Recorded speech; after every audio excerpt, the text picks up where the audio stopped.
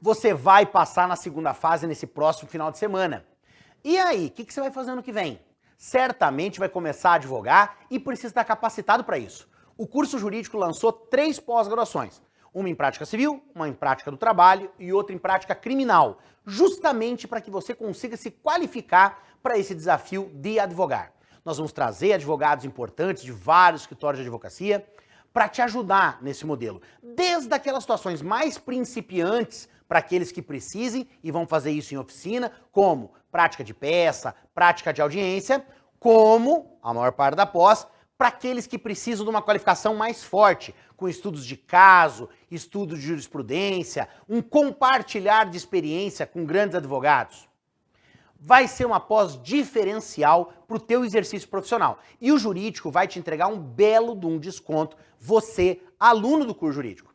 A nossa pós, nós vamos lançar a pós em 12 meses, presencial, por R$ 7.850. Você, nosso aluno, vai conseguir fazer por R$ 5.850 até a segunda semana de março. Matrícula até lá, neste valor. E a nossa pós online, que a gente vai lançar por R$ 3.200, você, nosso aluno, vai conseguir fazer por R$ 2.500, também com limite de matrícula até a segunda semana de março. Gente, é algo exclusivo para o nosso aluno. A gente não pode estender para convidados de vocês. E vale a pena aproveitar, porque é uma oportunidade bastante legal para começar a sua advocacia. Você vai encontrar professores aí da tua segunda fase e tantos outros advogados brilhantes que vão te ajudar nesse primeiro passo da advocacia.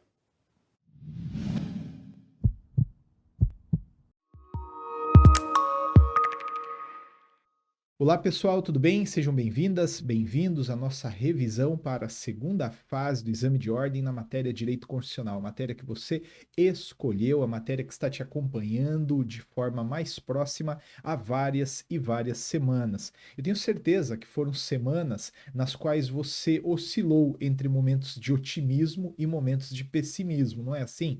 Poxa, tem um dia que você sai lá de um simulado, que você sai de uma aula e você sai todo feliz, toda animada, e aí no dia seguinte você se depara com um tema com o qual você não tem grande afinidade, e aí vai batendo aquele desespero, né? Aquele pessimismo, ai meu Deus, eu devia ter feito outra coisa. Esqueça, tá? Você escolheu o direito constitucional, não tem como voltar atrás, e esse sentimento é comum a todas as áreas. Você pode ter certeza, eu sei porque eu ouço pessoas de outras áreas que vêm me falar, poxa, Antônio, eu devia ter feito direito constitucional, e eu sempre digo, não, você devia ter feito aquilo que você escolheu fazer. Se você escolheu fazer direito constitucional, é no direito constitucional que você vai ser aprovado, no direito constitucional que você vai ser aprovado. Normal, então, tá? Essa bipolaridade, né, entre bom humor, mau humor, entre otimismo e pessimismo. Eu, antes de começar a trabalhar aqui a identificação de peças, né? Vai ser uma identificação de peças, inclusive, que vai trazer direito material, estrutura de peça, tem bastante coisa para a gente discutir aqui. Eu já queria trazer para o início aquilo que normalmente eu falo lá no final da revisão. É importante trazer já para o início para também você ver essa revisão com, sim, com paz de espírito, né? Veja, a prova é domingo. Você pode ter certeza de uma coisa: no final do dia, quando você sair da prova, você vai sair exatamente como era quando entrou. Você não vai renascer uma pessoa nova. Não, você vai chegar em casa, você vai se olhar no espelho, você vai ver a mesma pessoa que entrou na prova. Dali a alguns instantes vai sair o gabarito preliminar, você vai ver que acertou a peça e você vai comemorar, vai fazer aquela selfie para postar lá no Instagram e você vai notar na foto que é a mesma pessoa que tinha entrado na prova. E é a mesma pessoa que te acompanha aí há vários anos, não é verdade? Você já é advogada, você já é advogado. Entenda isso. A prova é uma mera formalidade para certificar junto ao exame, junto à OAB, melhor dizendo, o que você já é. Eu tenho certeza que se fosse lá no dia do exame, para você pegar a tua carteira, mudou o sistema. Agora não tem mais exame de ordem, acabou o exame de ordem, é só você ir lá no domingo pegar a tua carteira. E na segunda-feira você tem que entrar com uma ação. Você vai entrar. Você vai entrar. Você já é advogado. Então, assim, relaxa, tá? Se dê a oportunidade de fazer uma prova bem feita, né? Se dê a oportunidade de ir para a prova com a certeza de que você tem tudo o que precisa para exercer a profissão aí dentro. Não quero aqui também parecer o otimista tóxico, né? Aquele que, não, vai dar tudo certo. Claro que vai dar um pouquinho de nervoso, óbvio que eventualmente você vai ver uma questão ali com a qual você tem um pouco de dificuldade, mas assim, respira, tá bom? Respira, dá uma relaxada e começa a fazer a prova, beleza? E te agradeço, né, por todas as semanas aí que passamos juntos, né? A gente tentou fazer um melhor curso aí para você. Eu, professor Normírio, professora Márcia, que também fez uma participação aí com um tema específico, né? Uma reflexão ali sobre o direito administrativo. Vamos lá. Identificação de peças. Então a gente vai fazer o seguinte. As pessoas têm um pouco de ansiedade quanto à identificação de peças. E é uma ansiedade normal, porque se você erra a peça, você não passa na prova. Você pode errar uma, pode errar duas, pode até errar três questões inteiras que você passa.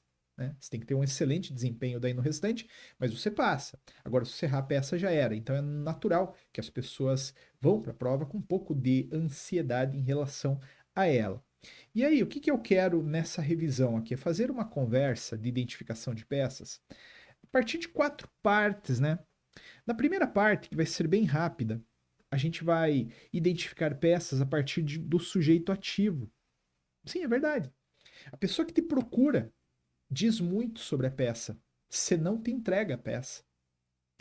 Às vezes, poxa, às vezes se olhar ali o sujeito ativo, você já consegue matar a peça. E se não conseguir matar a peça, você já consegue limitar metade das peças. Eu vou te mostrar isso.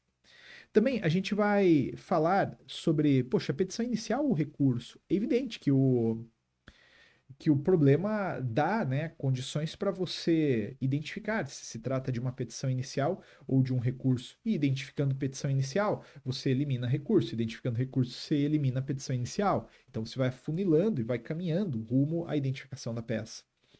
Também, essa parte é mais demorada aqui, a construção da identificação de peças a partir de perguntas e respostas, que eu tenho certeza você já faz.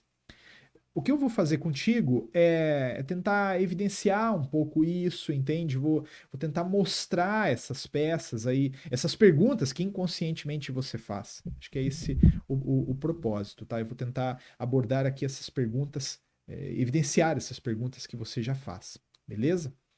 Depois, hipótese limítrofe de cabimento. Aqui também é importante, a gente vai trabalhar um pouquinho algumas hipóteses nas quais, poxa, talvez você venha ficar em dúvida. É mandado de injunção ou é ação direta de inconstitucionalidade por omissão? É ação pelo procedimento comum ou é mandado de segurança? Entende? A gente vai trabalhar bastante isso aqui, relaxe.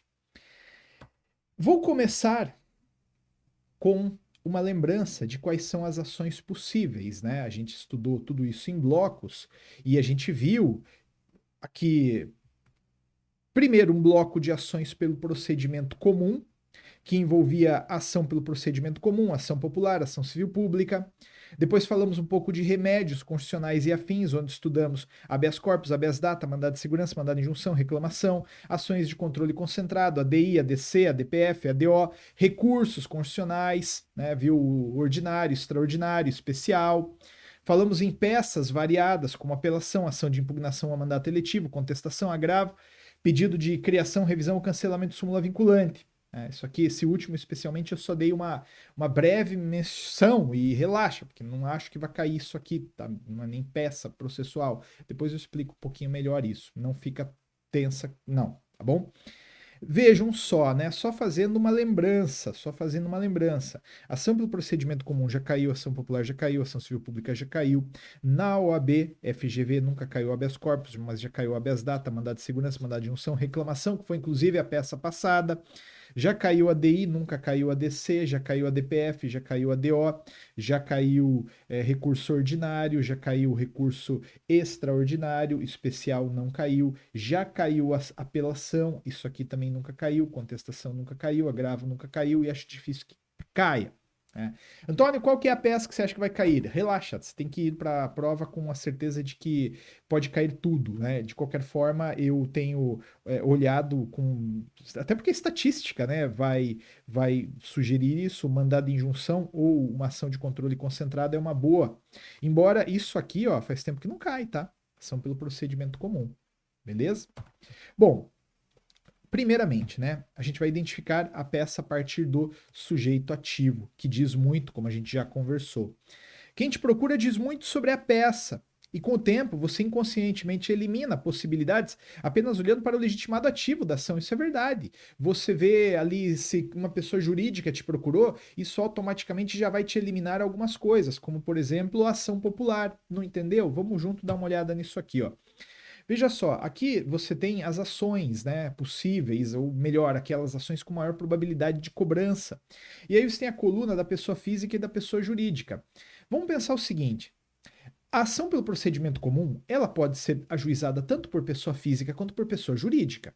Então aqui a coisa também não vai te ajudar muito. Quer dizer, a empresa MM te procurou, ela pode ser que se trate de uma ação pelo procedimento comum. Tá bom? O José te procurou, pode ser que se trate de uma ação pelo procedimento comum. Agora, se você pensar em ação popular, aí é diferente. Se uma pessoa jurídica procura, você já sabe que não pode ser ação popular. Por quê? Porque a ação popular só pode ser ajuizada por cidadão. Cidadão, aqui compreendido como aquele que está no gozo, no exercício dos direitos políticos, concorda? Então, óbvio que se a pessoa jurídica, quem te procura, não tem como, né? Evidentemente não tem como ser uma ação popular, tá bom?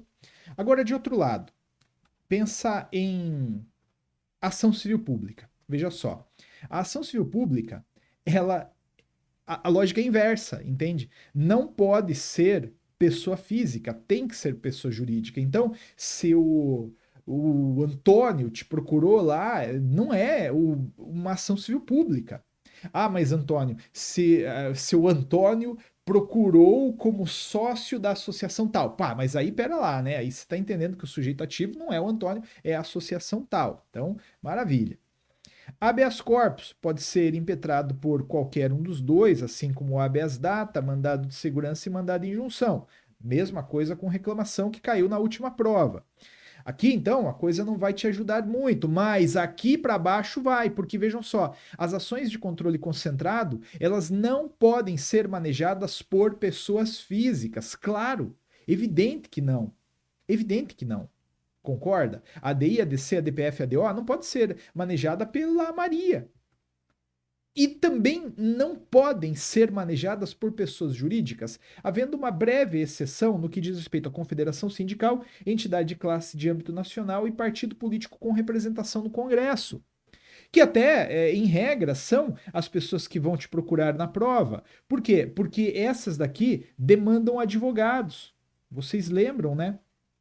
Essas daqui precisam de advogados, porque elas não são dotadas de capacidade postulatória como o presidente é. Tá, Antônio, mas no que essa tua dica me ajuda, então? Pô, ajuda um monte de coisa. De repente foi a empresa XYZ que te procurou, é óbvio que ela não quer entrar com uma ação direta de inconstitucionalidade. Ela não pode. Entende? Ela não pode. Cuidado, né? Quando cai confederação sindical, entidade de classe de âmbito nacional, partido político com representação no Congresso, aí é um grande indicador de ação de controle concentrado. Bom? Recurso ordinário, especial e extraordinário, eles podem ser manejados por qualquer um. Tá, Antônio, essa tua primeira dica, ela não ajuda tanto. Ela ajuda. Ela não é aquela que vai resolver a prova, mas inconscientemente você tem que estar atento para o legitimado ativo, beleza? Maravilha. Por exemplo, ó, olha só, José Cidadão. Então, poxa vida, cidadão, você sabe que é um indicador de ação popular. Mas entenda, é um indicador. Não é porque o problema falou cidadão que obrigatoriamente você vai parar de ler o resto e vai começar a fazer uma ação popular. Porque se o cidadão está buscando garantir o direito líquido certo, é um mandado de segurança, né? Cuidado, hein? Tem que tomar cuidado com isso.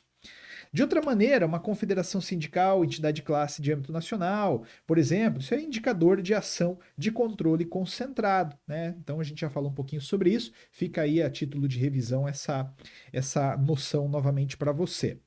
Bom, petição inicial ou recurso. Também o problema, ele vai te dar as balizas, né, para você optar entre fazer uma petição inicial ou um recurso. Uma pergunta simples no processo de identificação é a existência de ação, não é nem de recurso, é a existência de ação ou de decisão, entende? Se já tem uma decisão dada ali no teu caso, é evidente que se trata de um recurso. Tá sugerindo um recurso. Então, vamos pensar assim: existe processo, existe decisão.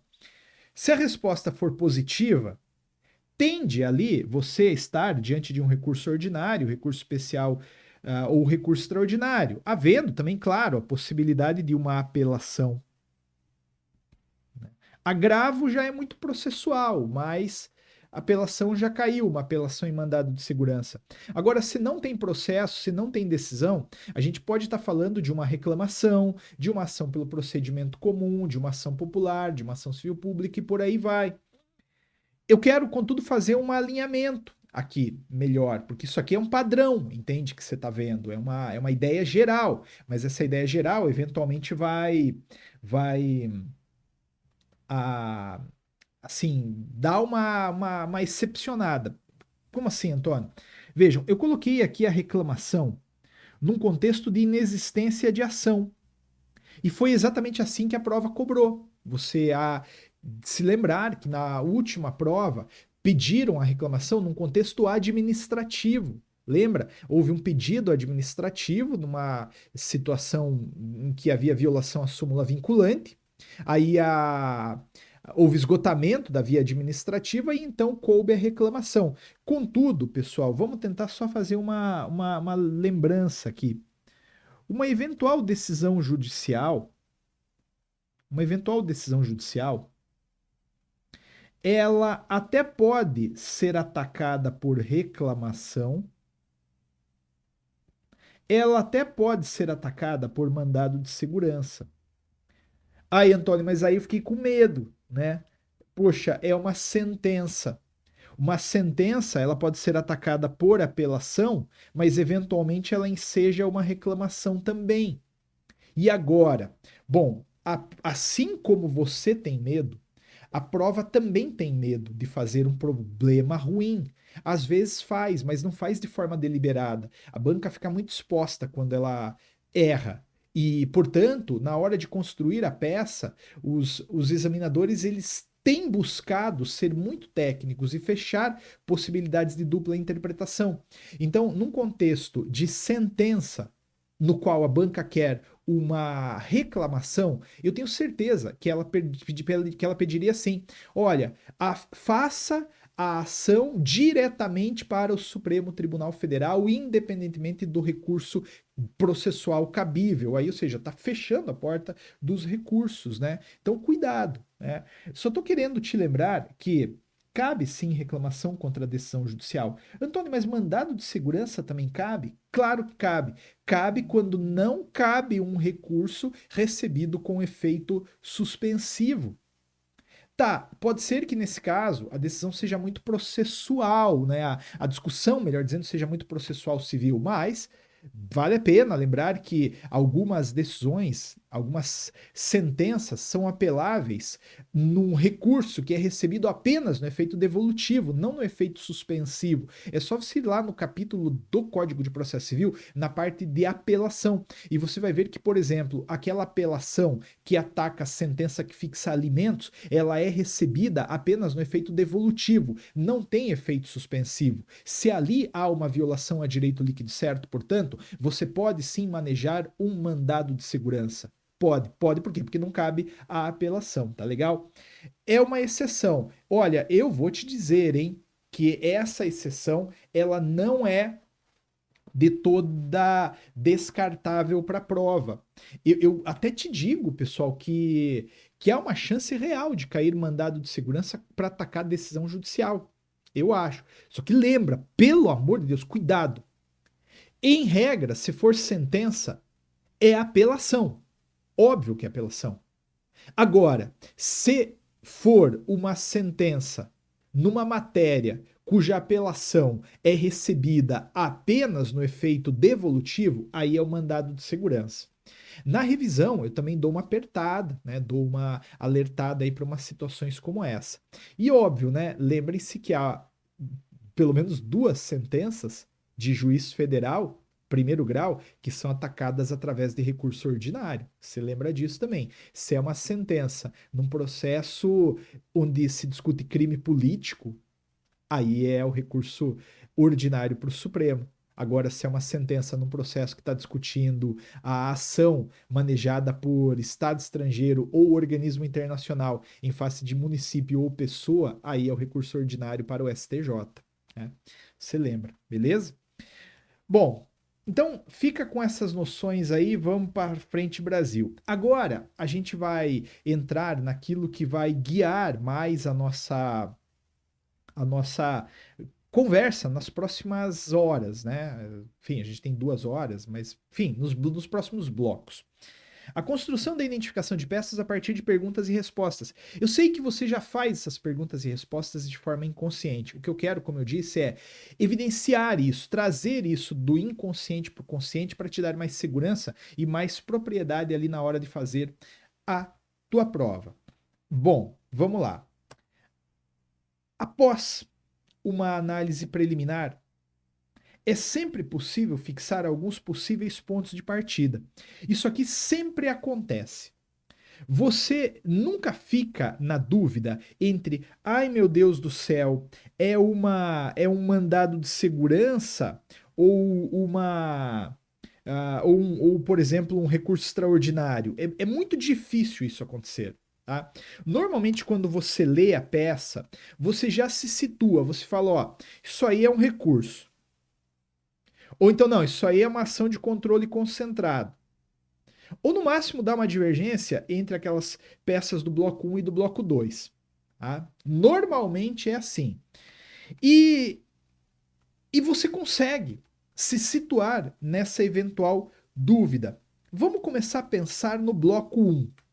Né? Vamos supor que você leu ali o problema e você já intui que não é recurso, porque não tinha uma decisão, entende? Não se trata de uma ação de controle concentrado, porque talvez não tivesse um legitimado ali para tanto, e aí vejam como aquelas dicas iniciais elas vão te ajudando. Você está na certeza ali que é uma ação pelo procedimento comum ou um remédio constitucional, mas você não se situa muito bem. Bom, vamos lá. Primeira pergunta que inconscientemente você faz é: tem alguém preso ou ameaçado de prisão no enunciado? Primeira pergunta, né? Tem alguém preso ou ameaçado de prisão? Pô, Antônio, tem um cara que tá preso aí. Então, galera, tudo indica que é um habeas corpus. Evidentemente. Claro. O sujeito tá preso. É habeas corpus. Ah, ele não foi preso ainda, Antônio, mas ele já tá com mandado de prisão aí e tem um oficial de justiça no encalço dele. Então, é habeas corpus. Entende? Não, Antônio, não tem ninguém. Não tem ninguém, realmente, li, reli, treli, e não tem ninguém preso. Então não é o habeas corpus, mas é o que pode ser, aí a gente já vai ver. Partindo de um pressuposto de que tinha alguém preso, partindo de um pressuposto de que era o habeas corpus, você tem que lembrar o seguinte: ele tutela, como todo mundo sabe, o direito de locomoção, o direito de ir e vir. Ele, remédio constitucional, habeas corpus, vai também fazer aí vai ter uma conexão, né, com o, aquela infração disciplinar militar. Aqui talvez valha uma discussãozinha. Porque também o habeas corpus, né, convenhamos, é um remédio constitucional de índole bem penal, ele até nem precisa ser feito por advogado, de modo que tem gente que diz que não pode cair na segunda fase, mas entre o sim e o não eu prefiro dar uma trabalhada. Agora, uma hipótese de habeas corpus que é totalmente constitucional é o habeas corpus para impugnar a punição disciplinar militar. Lembra? De acordo com a Constituição, não cabe habeas corpus para impugnar a punição disciplinar militar, salvo se houve um vício na forma.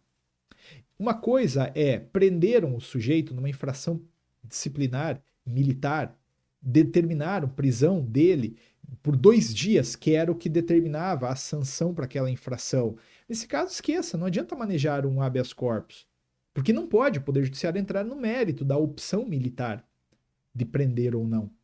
Agora, se o tipo falava em pena de prisão por 2 dias e ele foi preso por 10, aí cabe um habeas corpus, claro, porque aí tem um vício na forma. Né? Ele tem, é estranho falar, mas é assim que a gente vai pensar, ele tem direito de ser preso por no máximo 2 dias, mais do que isso a prisão torna-se ilegal, tá bom? Esse habeas corpus pode ser preventivo ou repressivo, antes ou depois, portanto. Ele pode ser impetrado por qualquer pessoa física ou jurídica em benefício do direito de locomoção de qualquer pessoa física. Então aqui tem uma delimitação, né? O jurídico pode impetrar o mandado de segurança, seguramente, em benefício do, sei lá, Paulo Ribas. Mas o jurídico não pode ser o paciente no habeas corpus. Falei jurídico pode impetrar mandado de segurança, não, ele pode impetrar habeas corpus, falando de habeas corpus, né? O jurídico pode impetrar um habeas corpus para tutelar o direito de locomoção de qualquer um, mas ele jamais vai ser paciente. É sempre impetrado em face de autoridade pública, embora caiba o habeas corpus aí contra particular, e é uma ação gratuita, né? Não há sucumbência, não há custas, não há absolutamente nada, nada, nada. Então, aqui nós temos, primeiramente, o habeas corpus. Só que, Antônio, não, como eu tinha dito, não tinha ninguém preso ali. Então, tá bom. Vamos para uma segunda pergunta. Tem alguém buscando informações pessoais? Alguém está buscando informações pessoais? Sim, Antônio, tem um cara que está buscando informação aqui, buscando informação, inclusive, numa tríplice perspectiva. Ele quer acesso à informação, ou ele quer complementar uma informação, ele quer retificar uma informação. Opa, então é o habeas data, que se estudou. Habeas data que faz muito tempo que não cai também, toma cuidado com ele. Pô, cai. As pessoas me falam, Antônio, como eu queria que caísse um habeas data, porque é tão facinho, né, de fazer. É verdade. Agora, não é. Bom, não tem ninguém buscando informação, então não é o habeas data. Claro. Então vamos para outro remédio constitucional no próximo bloco. Mas aqui, por enquanto, vamos pensar. Sim, tinha um cara buscando informação. Aí, habeas data, que vai tutelar o direito de informação, conhecer, retificar e complementar informações. Tinha alguém buscando o direito de informação. Eu quero conhecer. Eu quero mudar. Eu quero complementar a informação. Habeas data, seguramente. Tá? Cuidado, para ter habeas data, tem que ter um banco de dados ou entidade governamental, aliás, um banco de dados de entidade governamental ou de caráter público junto. Se não tiver, não vai rolar. Não vai rolar. Tá?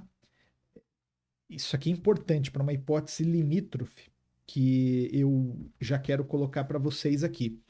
De repente, o sujeito quer acesso à informação que está inserida num processo administrativo, em sigilo. Não é habeas data. Não é habeas data. É o mandado de segurança.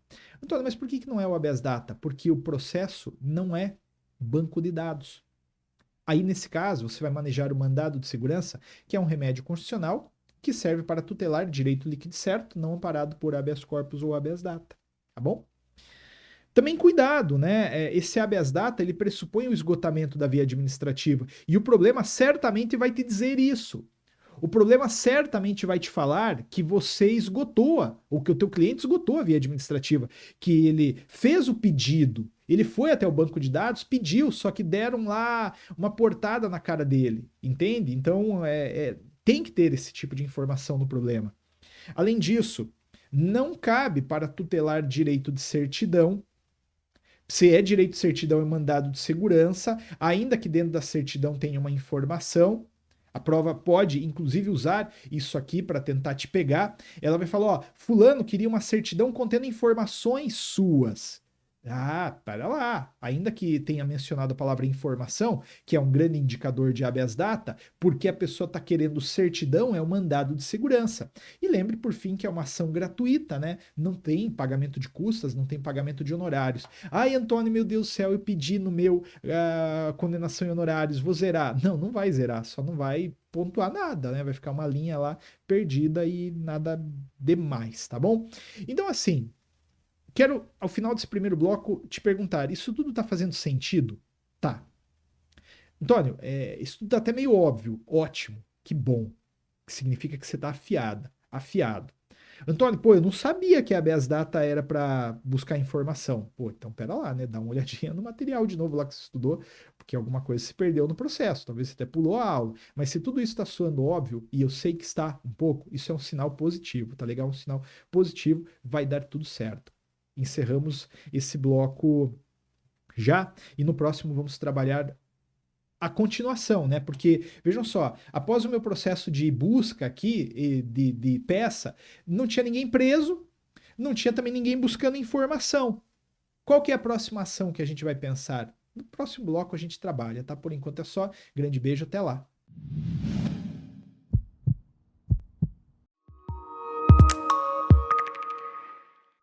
Olá, pessoal, tudo bem? Prosseguindo, no capítulo passado, falávamos sobre o processo de identificação de peças a partir de perguntas e respostas.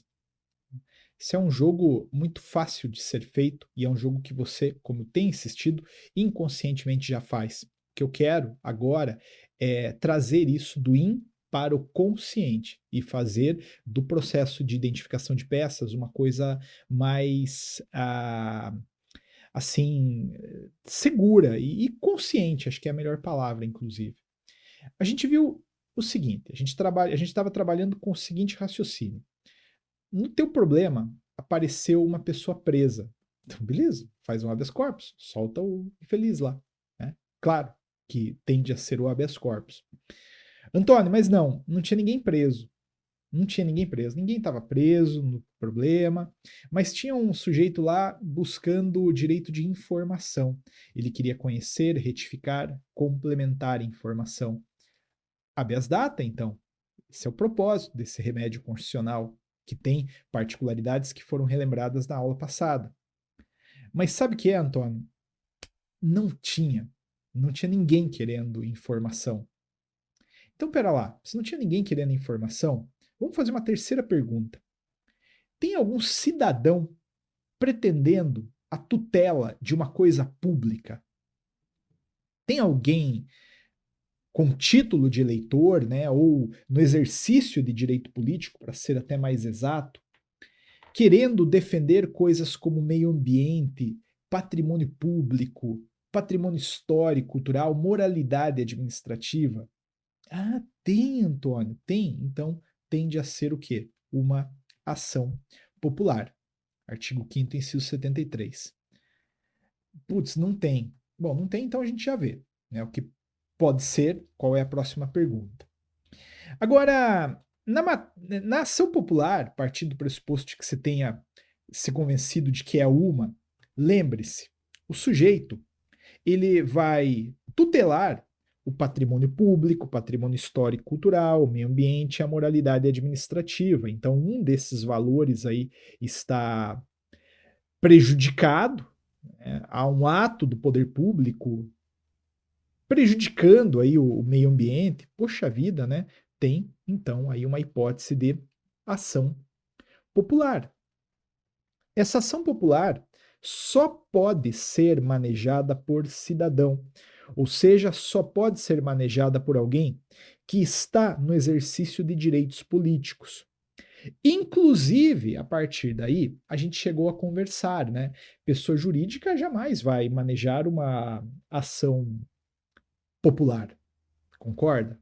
O Ministério Público também não pode manejar uma ação popular, porque a ação popular é manejada por cidadão, aqui compreendido como aquele que está no gozo de direitos políticos, certo? A gente faz reflexões bem aprofundadas sobre isso na aula, né? A gente trabalha com aquele que tem entre 16 e 17, o estrangeiro, Enfim, lembra, né? Você lembra. O estrangeiro, quero só fazer um recorte a respeito dele. O estrangeiro, em regra, não pode manejar ação popular, mas tem um que pode, que é aquele português equiparado ao brasileiro que a gente viu. Esse aqui, o português equiparado ao brasileiro, ele seguramente pode manejar a ação popular, tá bom? Por quê? Porque ele exerce os mesmos direitos de um brasileiro naturalizado aqui no nosso país. Então, até fiz aqui uma reflexão, né, também. Quem que pode ajuizar? Brasileiro nato, naturalizado, pessoas entre 16 e 18. Né? Eu agregaria aqui justamente também o que eu acabei de mencionar, que é o português equiparado. Agora, quem não pode, pessoa jurídica, Ministério Público, estrangeiro, menor de 16, partido político. Por quê? Porque eles não batem a meta, que é ser cidadão. Entende? Tem que ser cidadão. Maravilha. Ela está regulamentada na Lei 4.717 de 65, e lembre que ela tramita no procedimento comum, né? Tramita no procedimento comum. Então é uma ação que você vai distribuir ali em primeiro grau, tal qual você fez a ação pelo procedimento comum. Beleza? Lembra de uma coisa, né? De repente é uma ação popular em face de um deputado. Oh, um monte de gente vai fazer ação popular para o Supremo. Você não, né? Porque você sabe que é primeiro grau. Evidentemente não é Supremo. Se você olhar o artigo 102, inciso 1 da Constituição, você não vai notar competência originária do Supremo para processar ação popular manejada em face de deputado, senador, mesmo de presidente. Então aí é primeiro grau. Beleza? Só que, Antônio, puxa vida, Antônio, não era, cara, não tinha nenhum cidadão pleiteando essa coisa que você está falando aí. Então não é ação popular. Poxa, Antônio, tô ficando nervoso, porque não tinha ninguém buscando locomoção. Aliás, não tinha ninguém querendo assegurar o direito de locomoção, não tinha ninguém querendo assegurar o direito de informação, não tinha ninguém querendo tutelar essa coisa pública. E agora, né? Bom, então você faz uma segunda pergunta, aliás, a quarta pela ordem. Por acaso tem alguma pessoa jurídica pretendendo a tutela de uma coisa pública? Veja, na pergunta 3 foi: tem alguma pessoa, algum cidadão, né? Agora tem alguma pessoa jurídica? Poxa, se tem uma pessoa jurídica, vamos pensar na ação civil pública, que está lá na Lei 7.347? Pode ser, hein? Não, Antônio, não tem pessoa jurídica, não. Então esquece, não é ação civil pública. Não é ação civil pública. Tá?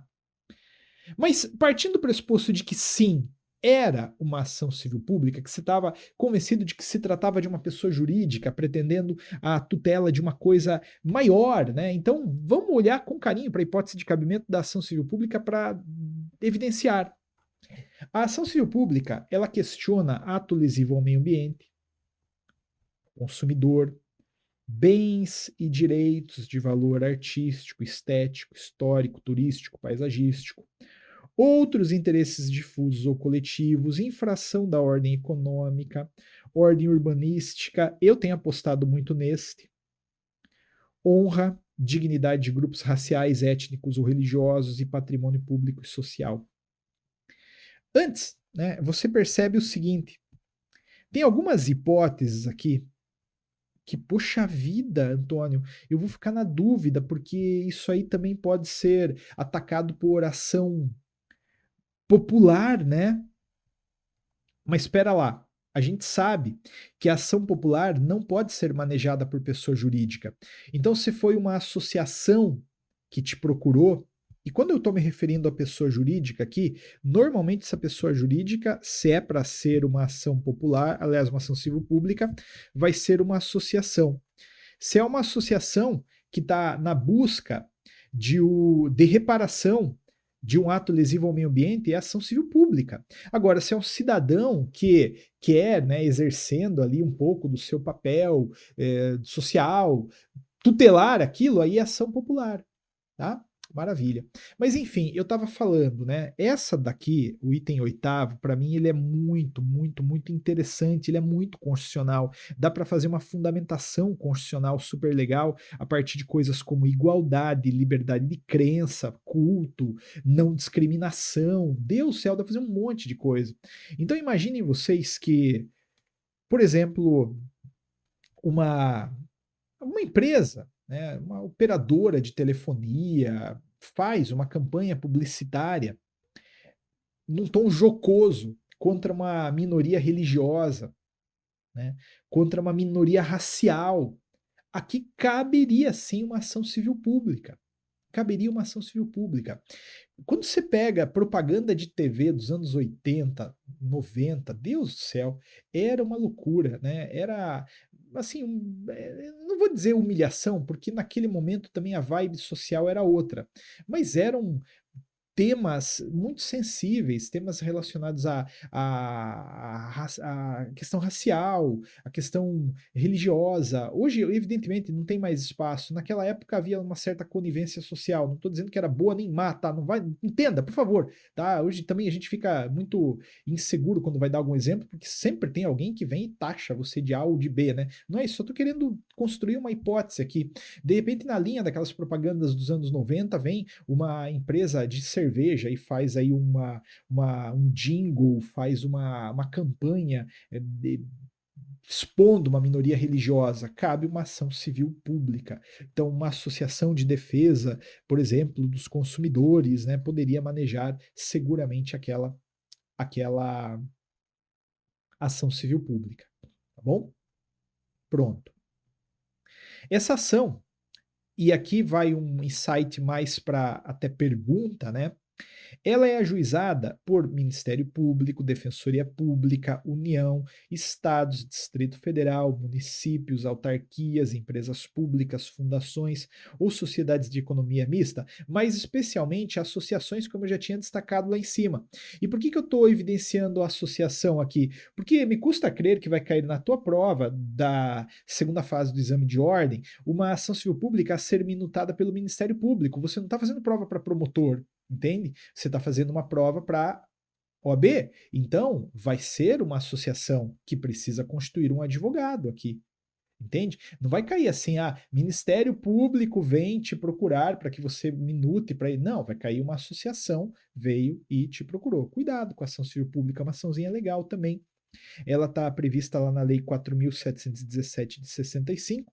Cuidado com os pedidos, né? Lembre que essa ação civil pública ela tem um viés mais indenizatório. Não esquece de pedir uma indenização.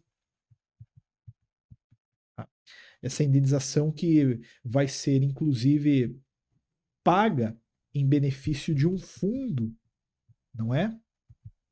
Se você pensar num ato lesivo ao meio ambiente, uma petroleira acabou derrubando petróleo numa área e contaminou o mar, prejudicando lá a pesca de subsistência de uma comunidade. Olha que problema maravilhoso. Uma ação civil pública manejada por uma associação de moradores conseguiria reivindicar uma indenização em prol dos prejudicados. Mas a indenização, ela não vai cair no bolso direto do sujeito, ela vai cair para um fundo que é administrado pelo autor, é também administrado com participação do Ministério Público, que aí define, né? Ó, uma parte a gente vai pagar a título de, por exemplo, uma pensão mensal para esses moradores. A outra parte vai para revitalização de alguma coisa, enfim, tá bom? Enfim. Isso aqui sabe onde aconteceu? Se não me engano, foi lá em Paranaguá, né? Você que é de Paranaguá pode confirmar comigo. Teve um derramamento lá uma vez de petróleo e como consequência de uma ação foi a construção do museu lá em Paranaguá, do museu tem lá um aquário, acho que um aquário, né? Museu, um aquário em Paranaguá. Foi um aquário, já fui lá, inclusive, bem legal. Tem os pinguins, tem as raias lá para você botar a mão nelas, bem legal, tá? Recomendo. Depois do exame de ordem, vá até lá. Mas, Antônio, não era, Antônio, não tinha ninguém querendo tutelar a locomoção, não tinha ninguém buscando informação, não tinha também nenhum cidadão na defesa de um daqueles valores, nem mesmo uma pessoa jurídica. Então vamos lá. Será que tem no teu problema alguma pessoa impossibilitada de exercer um direito em razão de falta de norma regulamentadora? Olha, cuidado com isso aqui, tá? Cuidado com isso aqui. Cuidado com isso aqui. Acho que tem uma hipótese que tem tudo para cair. Vamos trabalhar já já. Antônio, realmente no meu caso, tinha um sujeito lá que estava impossibilitado de exercer um direito porque não tinha a norma regulamentadora. Ah, maravilha, mandado em injunção. Mas pera lá, não pode ser a DO? Bom, a gente vai ver depois limítrofe, hipóteses limítrofes de cabimento. Quando é uma pessoa física ou jurídica, na busca de um exercício de direito próprio, é mandado de injunção, né? Agora, se tem uma pessoa daquelas legitimadas lá do artigo 103, aí evidente, é uma ação direta de inconstitucionalidade por omissão. Não, Antônio, não tinha ninguém, tinha nada disso, estava tudo certo, ninguém estava impossibilitado de exercer aí um direito, então não é mandado de injunção. O que, que pode ser? A gente vê depois na sexta pergunta, mas eu quero, por enquanto, trabalhar partindo do pressuposto de que era um mandado de injunção. Lembre que este remédio combate a omissão inconstitucional. Aqui, para este propósito, compreendida especialmente como falta, não vou nem escrever porque está aqui, né? Compreendida como falta de norma regulamentadora. A Constituição deu um direito, mas sim, não foi esse direito regulamentado, de modo que as pessoas estão impossibilitadas de exercer aquele direito. Antônio, você falou que tinha um insight aí. Sim, eu tenho. Eu tenho. Antes, só lembre, né? Que é muito simples, vou até pular essa parte. Qualquer pessoa pode impetrar, mas lembre-se que sim, admite-se o manejo de um mandado de injunção. Admite-se sim o manejo de um mandado de injunção. Bom, a Lei 13.300 de 2016 é a lei que regulamenta. Eu acho que vai cair mandado de injunção, hein? Não, olha, eu acho que vai cair mandado de injunção. Porque caiu uma vez o mandado de injunção pro TJ. Não caiu o mandado de injunção pro STF. Olha, mandado de injunção. Estuda. Meu palpite. Tá bom? Meu palpite. Não dou palpite. Ai, Antônio, vou parar de ver a revisão e vou estudar só mandado de injunção agora. Deus o livre, cara. Palpite. Se o meu palpite fosse o palpite mais infalível do mundo, eu estaria milionário, né? Porque eu já joguei 1000 vezes na Mega Sena e nunca ganhei. Só que agora, nesse momento, eu estou me posicionando aí um pouco mais firme na intuição a respeito de um mandado de injunção. E sabe aonde? Especialmente no artigo 40, parágrafo 4º da Constituição. Porque o 40, parágrafo 4º, ele fala o seguinte, ó. Nenhum servidor público pode se aposentar com base em critérios diferenciados. É dizer, todo servidor público aposenta-se conforme os mesmos critérios de contagem de tempo, enfim, por aí vai. Não quero verticalizar tanto no direito administrativo. Então, mas tem aposentadoria que é de valor diferente. Sim, né, criatura? Mas o que eu estou querendo dizer é o porteiro e o desembargador do tribunal, eles aposentam-se mediante uma mesma lógica de contagem de tempo, né, com proventos daí diferentes, mas a dinâmica acaba sendo a mesma. Agora, o artigo 40, parágrafo 4º, ele tem hoje o parágrafo 4º A, B e C.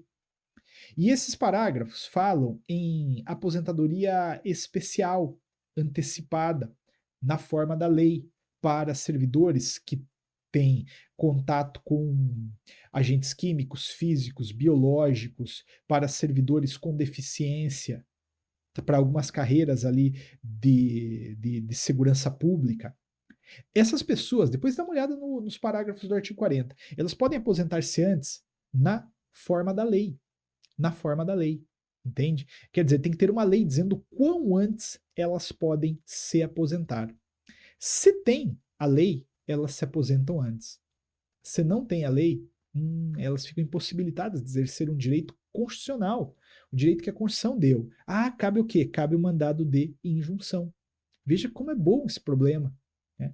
Então pode aparecer ali na tua prova, de repente, um servidor público que trabalha com agentes químicos, físicos, biológicos, ele sabe que tem o direito de se aposentar antes, mas que o quão antes depende de uma previsão em lei. A lei não foi criada até agora e ele está doce para se aposentar antes, mandado de injunção. Normalmente, nesse caso, o Supremo Tribunal Federal vai determinar a aplicação analógica de outra lei, da lei de aposentadoria, determinando ali uma janela na qual a pessoa pode se aposentar antes, tá? A gente trabalhou isso bem em sala de aula também, não vou trabalhar tudo aqui agora, mas cuidado com o mandado de injunção, eu acho que é uma açãozinha constitucional bem legal. Só que, Antônio, não tinha nada disso, não tinha ninguém querendo isso aí não. Então, vamos lá. Será que tem alguém impossibilitado de exercer um direito líquido certo? Direito líquido certo, né? Mandadinho de segurança. Se tem, é um mandado de segurança. Não tem, então não é um mandado de segurança. Você deve ter lido em algum lugar dos teus estudos que o mandado de segurança é uma ação residual. É uma ação residual. Quer dizer, o mandado de segurança, ele protege qualquer direito líquido certo não amparado por habeas corpus ou habeas data. E isso tem a ver, inclusive, com a sistematização que eu estou trabalhando aqui. Veja que eu não coloquei o mandado de segurança como primeira ação a ser identificada, entende? Porque não funciona, ele tem que ficar por último. Não é nada do que eu vi até agora, partindo de um pressuposto de que estamos falando sobre aquelas ações integrantes daqueles primeiros blocos, então a ação cabível aqui tende, sem dúvida alguma, a ser o mandado de segurança. Mandado de segurança, que, como assim, todo mundo sabe, né? Ele protege o direito líquido certo. O que é o direito líquido certo? É aquele direito que, por documento, você demonstra que foi violado por autoridade pública. Por isso, é extremamente necessário que, no mandado de segurança, haja o documento comprovando a violação de um direito por uma autoridade pública. Se tem um documento, tem um mandado de segurança. Se não tem o documento, tende a não ser, tá? Eu vou explicar o que eu quero dizer com tende já já. Lá no final da nossa revisão, eu vou até trabalhar algumas hipóteses limítrofes, né? E uma delas vai ser justamente a ação pelo procedimento comum e o mandado de segurança, porque é ali onde a coisa enrosca. Eu quero, por enquanto, contudo, explorar o seguinte: se o problema falou que você tem todos os documentos, você tem cópia do processo administrativo, você tem cópia do auto de infração, você tem tudo, todo documento na mão, demonstrando a violação de um direito líquido certo seu por autoridade pública, é o mandado de segurança. Agora, essa semana, olha só, eu vou te contar, não foi nem essa semana, foi ontem. Eu impetrei o mandado de segurança num contexto de concurso público. O meu cliente reprovou na prova da Polícia Civil do Estado do Paraná, cargo delegado. E ele errou uma questão. Como é que eu demonstro que ele errou uma questão? Pelo espelho, né, que ele preencheu. Só que a banca tirou do ar o espelho. Eu vi um monte de gente manejando ação de exibição de documento para conseguir o gabarito para depois impetrar o mandado de segurança alegando a nulidade na questão errada. Eu não fiz isso e deu certo, né? Deu certo porque já deu certo em outras vezes, vai dar certo nesse também. Quando o documento que comprova a violação do direito líquido certo está na mão da autoridade coatora, ainda assim você pode impetrar o mandado de segurança pedindo, com base no artigo 6º, parágrafo 1º, que ela apresente o documento. Isso é importante saber, hein? Essa é uma hipótese que até eu quero falar meio baixo, porque a banca nunca aventou. E se ela aventar, vai dar um festival de erro. Porque um monte de gente vai pensar igual esses advogados que manejaram ação de exibição de documento. Entende? Mas no mandado de segurança, veja, se está presente a hipótese de cabimento, se tem autoridade pública, se é só o documento que se precisa, não tem necessidade de produzir outra prova, né? E esse único documento está na mão da autoridade coatora, você pode impetrar sim o mandado de segurança. Então, mas eu não tenho o direito líquido certo, eu não tenho o documento. Não, calma, vamos tentar entender. Quando eu falo que é necessário ter o documento comprovando a violação por autoridade pública, eu estou te sugerindo o seguinte, ó, o que não pode é não existir o documento. Se não existe um documento, é evidentemente que não é um mandado de segurança. Agora, se existe o documento e ele só não está na tua mão, aí é o mandado de segurança. Pode ser o mandado de segurança, né? Pode ser o mandado de segurança, você pede a exibição preliminar daquilo lá, com base no artigo 6º, parágrafo 1º. Esse mandado de segurança ele dispensa a dilação probatória, a gente sabe. Ele pode ser manejado no prazo de 120 dias, impetrado aí no prazo de 120 dias. Não autoriza pedido de indenização. Lembre-se que tem sim o mandado de segurança coletivo, impetrado por organização sindical, entidade de classe, associação constituída em funcionamento há pelo menos 1 ano, tá bom? E ele está regido pela Lei 12.016 de 2009. O mandado de segurança também é sempre um grande candidato para a prova, né? Porque ele tem, nossa, uma ultra vocação constitucional. Tem 1000 direitos constitucionais que podem ser tutelados por mandado de segurança. Aí vem a lógica residual dele. E aí vem o fato de eu ter, e daí vem o fato de eu ter colocado ele justamente aqui no final, né, dessa nossa conversa, tá bom? Então, maravilha, maravilha. Antônio, eu ainda tenho um pouco de dúvida na hipótese de cabimento do mandado de segurança e da ação pelo procedimento comum. Relaxa, a gente vai trabalhar isso mais tarde. Mas não é mandado de segurança, porque não tem documento, ou porque passou 120 dias, a pessoa está querendo uma indenização. Aí, vamos lá. Aqui, assim, é a última pergunta, né? Existe, por exemplo, um direito violado que não está sendo tutelado por habeas corpus, habeas data, ação popular, ação civil pública, mandado de injunção, mandado de segurança, ou seja, não é nada do que se viu até agora. A ideia é que seja uma ação pelo procedimento comum. Putz, então não é uma ação pelo... Bom, vamos trabalhar ainda com ação pelo procedimento comum. De repente, é alguém que te procurou buscando o fornecimento de um medicamento. Essa pessoa está um pouco insegura em relação aos documentos que tem, então ela realmente quer uma perícia para assegurar o seu direito de ter aquele medicamento fornecido em caráter definitivo. Pô, se quer uma perícia, não tem direito líquido certo, não é mandado de segurança. Ela também quer uma indenização, Antônio. Já caiu. O sujeito estava lá aguardando um leito hospitalar e os médicos passavam e faziam piadas com a situação dele. Então ele queria tanto o direito de ser internado quanto uma indenização pelos danos morais sofridos. É óbvio que isso aqui não cabe em nada do que eu expliquei até agora. Não cabe em habeas corpus, não cabe em habeas data, mandado de segurança, mandado de injunção, ação popular, ação civil pública. Então é evidente que é uma ação pelo procedimento comum. Uma ação de obrigação de fazer, ação de indenização, etc. Normalmente, os estudantes se deparam com uma dúvida objetiva entre mandado de segurança e ação pelo procedimento comum, como eu expliquei. Mas eu vou, num determinado momento, trabalhar essas hipóteses limítrofes de cabimento.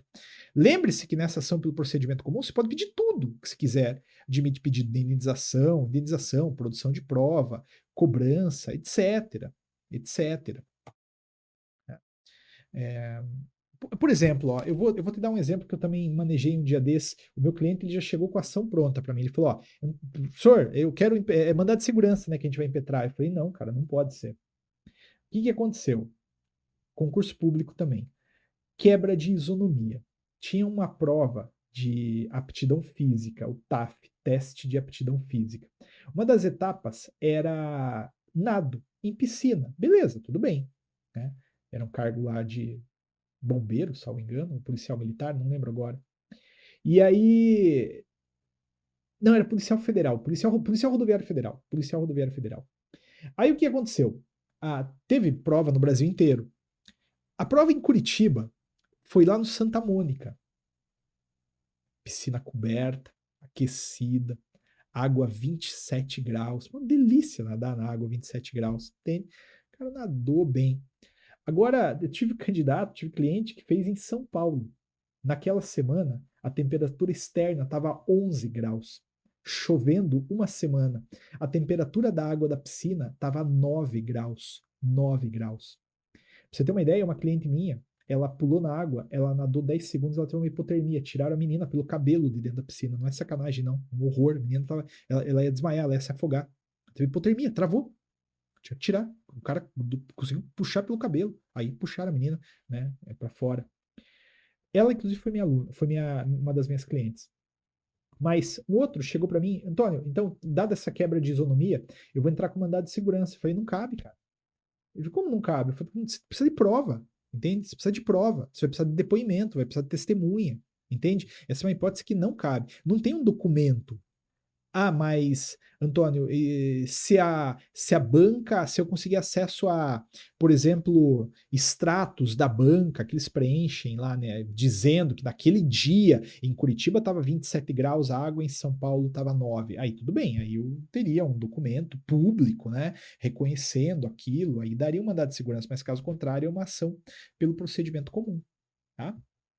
Tá regrado pelo CPC e cuidado. Né? Cuidado. Só que, Antônio, é assim, cara, não é. Eu li, reli, treli, e eu não consegui identificar nada disso, nada do que você falou até agora. Tem uma última possibilidade. Vamos ver no próximo bloco. Por enquanto, eu encerro por aqui. Tá legal? De novo, eu te faço aquela pergunta, né? Isso aqui tá soando, sim, óbvio, né? Uma coisa ou outra talvez eu tenha inovado aqui, mas se de um modo geral isso está soando bem, é porque você está super afiado para a prova. O resto a gente vê na próxima aula. Até lá. Você vai passar na segunda fase nesse próximo final de semana. E aí, o que você vai fazer ano que vem? Certamente vai começar a advogar e precisa estar capacitado para isso. O curso jurídico lançou 3 pós-graduações. Uma em prática civil, uma em prática do trabalho e outra em prática criminal, justamente para que você consiga se qualificar para esse desafio de advogar. Nós vamos trazer advogados importantes de vários escritórios de advocacia para te ajudar nesse modelo, desde aquelas situações mais principiantes para aqueles que precisem e vão fazer isso em oficina, como prática de peça, prática de audiência, como, a maior parte da pós, para aqueles que precisam de uma qualificação mais forte, com estudos de caso, estudos de jurisprudência, um compartilhar de experiência com grandes advogados. Vai ser uma pós diferencial para o teu exercício profissional. E o jurídico vai te entregar um belo de um desconto, você, aluno do curso jurídico. A nossa pós, nós vamos lançar a pós em 12 meses, presencial, por R$ 7.850. Você, nosso aluno, vai conseguir fazer por R$ 5.850 até a segunda semana de março. Matrícula até lá, neste valor. E a nossa pós online, que a gente vai lançar por R$ 3.200, você, nosso aluno, vai conseguir fazer por R$ 2.500, também com limite de matrícula até a segunda semana de março. Gente, é algo exclusivo para o nosso aluno. A gente não pode estender para convidados de vocês. E vale a pena aproveitar, porque é uma oportunidade bastante legal para começar a sua advocacia. Você vai encontrar professores aí da tua segunda fase e tantos outros advogados brilhantes que vão te ajudar nesse primeiro passo da advocacia.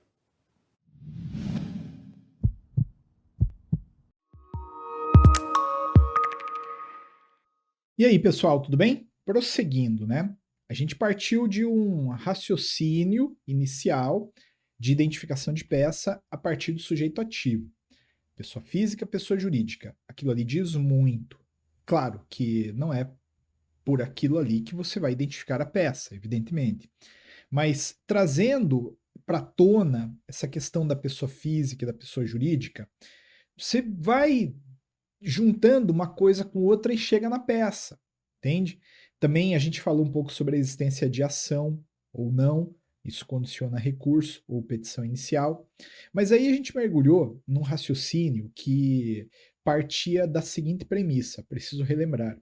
Quando você lê o problema, você já fica um pouco condicionado, pô, isso aqui está com cara de ação de controle concentrado, isso aqui está com cara de recurso, isso aqui está com cara de estar naqueles 2 primeiros blocos que a gente estudou. Normal, isso sempre acontece. Aí, identificado esse grande bloco, você começa a exercitar, a fazer-se perguntas, como a gente está fazendo aqui. Lembre, eu estou trabalhando com perguntas que dizem respeito ao processo mais fino de identificação de peças que estavam inseridas no primeiro bloco.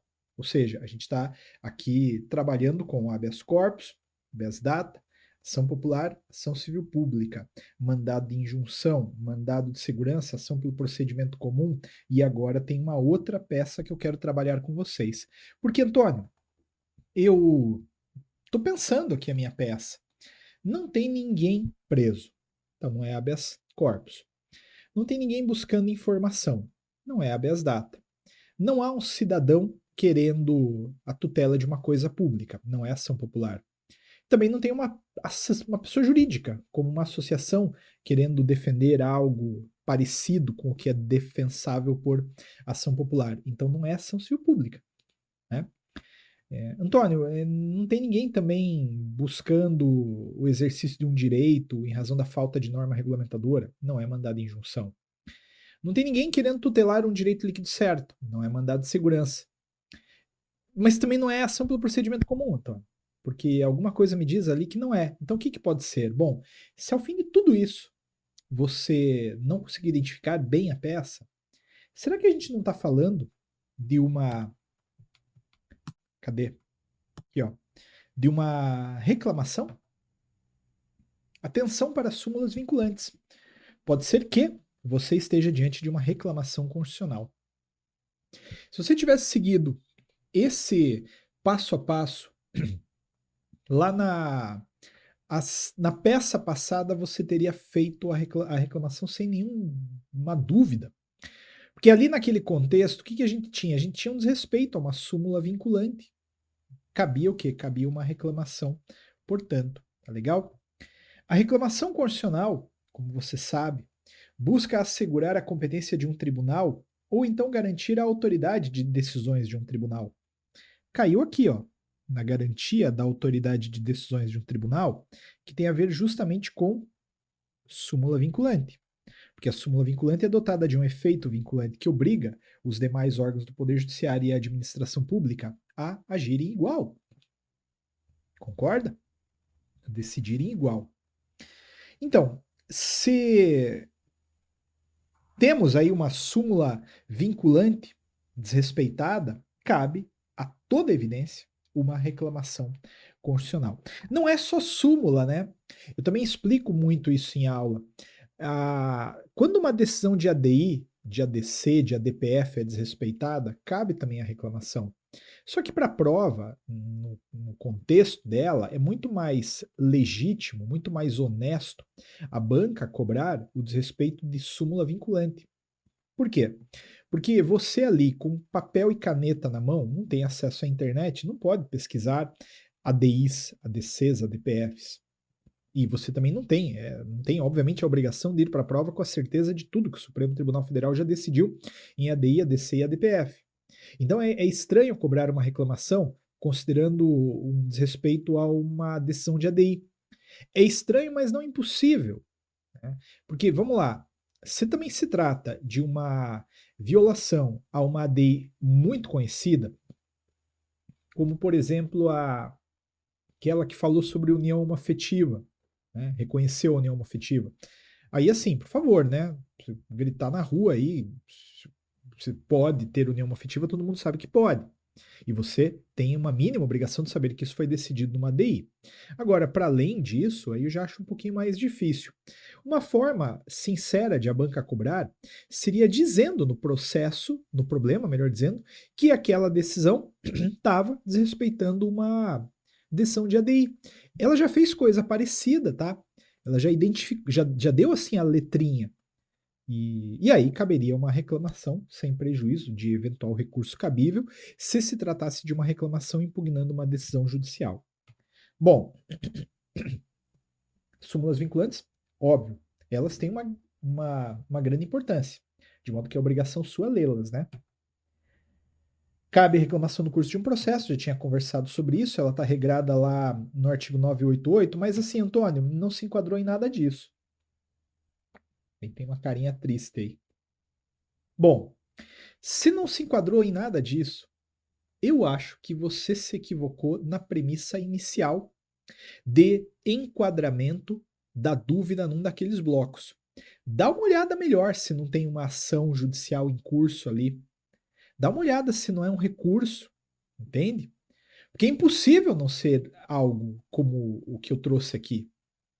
Se no teu problema não deu nada disso, é porque realmente a gente está precisando rever a premissa. Talvez tenha um processo, tenha uma decisão, talvez seja um recurso, talvez seja um daquele legitimado do artigo 103 querendo manejar uma ação de controle concentrado, tá bom? Não tende a dar problema, mas fica aqui a dica. Se realmente não se enquadrou em nada, dá uma olhada nas premissas iniciais porque alguma coisa saiu errada. Tá bom? Aí a bola tá contigo. Mas, Antônio, eu realmente tinha identificado ali as premissas, né? E, na verdade não era nada disso que você estava falando aqui. Eu tinha sentido ali, pelo contexto do problema, que se tratava de uma ação de controle concentrado. Por quê? Porque tinha um legitimado daquele importante, né? Aqueles que estão lá no artigo 103, as 4 pessoas, 4 mesas, 4 entidades, que você se matou para decorar na primeira fase, agora você tem ela aí ao seu lado no Vademécum, não é verdade? Eu sei que tem alguém ali querendo discutir a compatibilidade de um ato normativo com a Constituição, desvencilhado assim de um caso concreto. Então eu sei que é uma ação pelo controle concentrado. Bom, vamos lá. Para matar, a primeira pergunta. Tem algum legitimado? Quem te procura é um legitimado previsto lá no artigo 103, pretendendo anular lei ou ato normativo que seja federal ou estadual, vigente, posterior à Constituição e primário? Sim, Antônio, porque eu estou me deparando aqui com alguém querendo atacar a Lei X de 2019. Essa é uma lei federal. E quem está querendo atacar aqui, quem está me procurando, é um partido político com representação no Congresso Nacional. Meu, mas veio quicando, né? Então, é uma ação direta de inconstitucionalidade. Por quê? Porque se enquadrou tudo.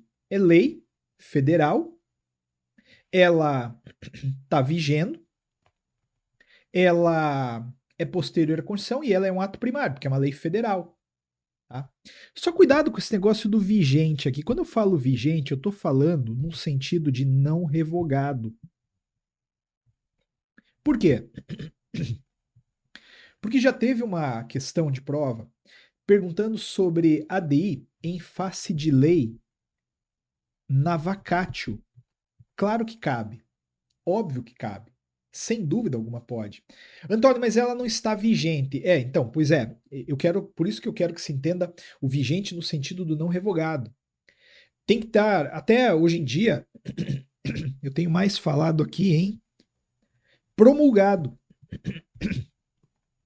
Um ato promulgado. Se ele já foi promulgado e não revogado, é ADI. Tá bom? É ação direta de inconstitucionalidade prevista no artigo 102.1, a linha A. Agora, se não é, então não é ADI, e a gente já viu que pode ser. Mas a ADI, só lembrando algumas premissas, ela cabe para anular leis ordinárias, complementares, medidas provisórias, emendas constitucionais, decretos do Poder Legislativo, decretos do Poder Executivo, salvo decretos regulamentares, leis estaduais, constituições estaduais, dentre outros. Então, pessoal, cuidado, tá? Cuidado. Cuidado, porque a gente tem aqui os possíveis objetos de ações de controle concentrado por ADI. A prova ela tem cobrado bastante decreto, né? Decreto do Poder Executivo. Ele pode ser atacado por ADI. Ainda que seja um decreto estadual, ele pode ser controlado por ADI. O único que não pode, como regra, né, é aquele decreto regulamentar, aquele decreto que está imediatamente abaixo da lei.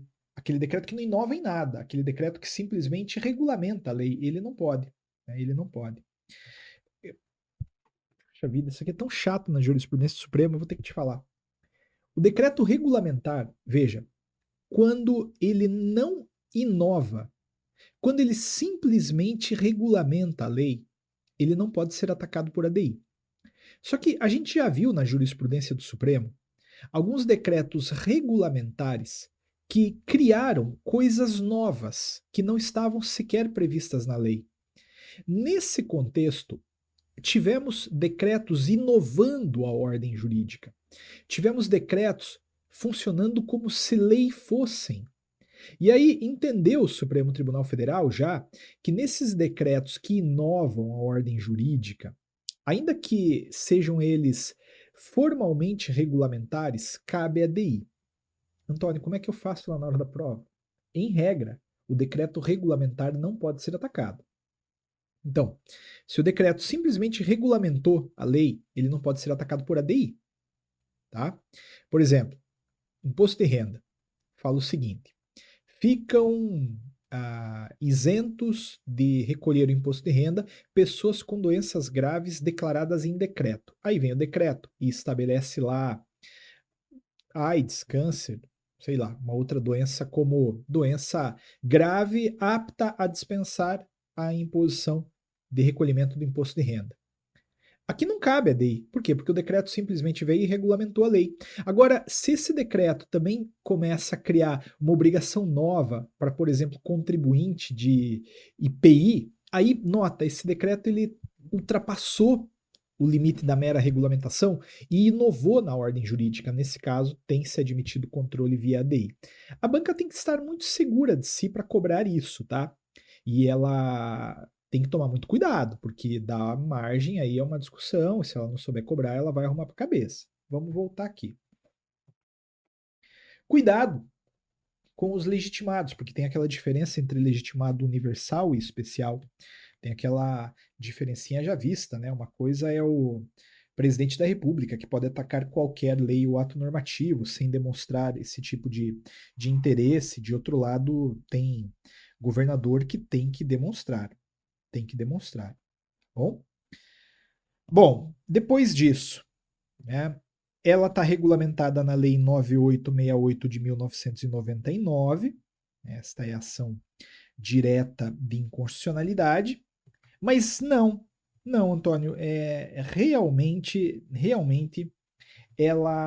a pessoa que me procurou, até é uma dessas pessoas mais qualificadas aqui, mas ela não, não quer anular uma dessas leis.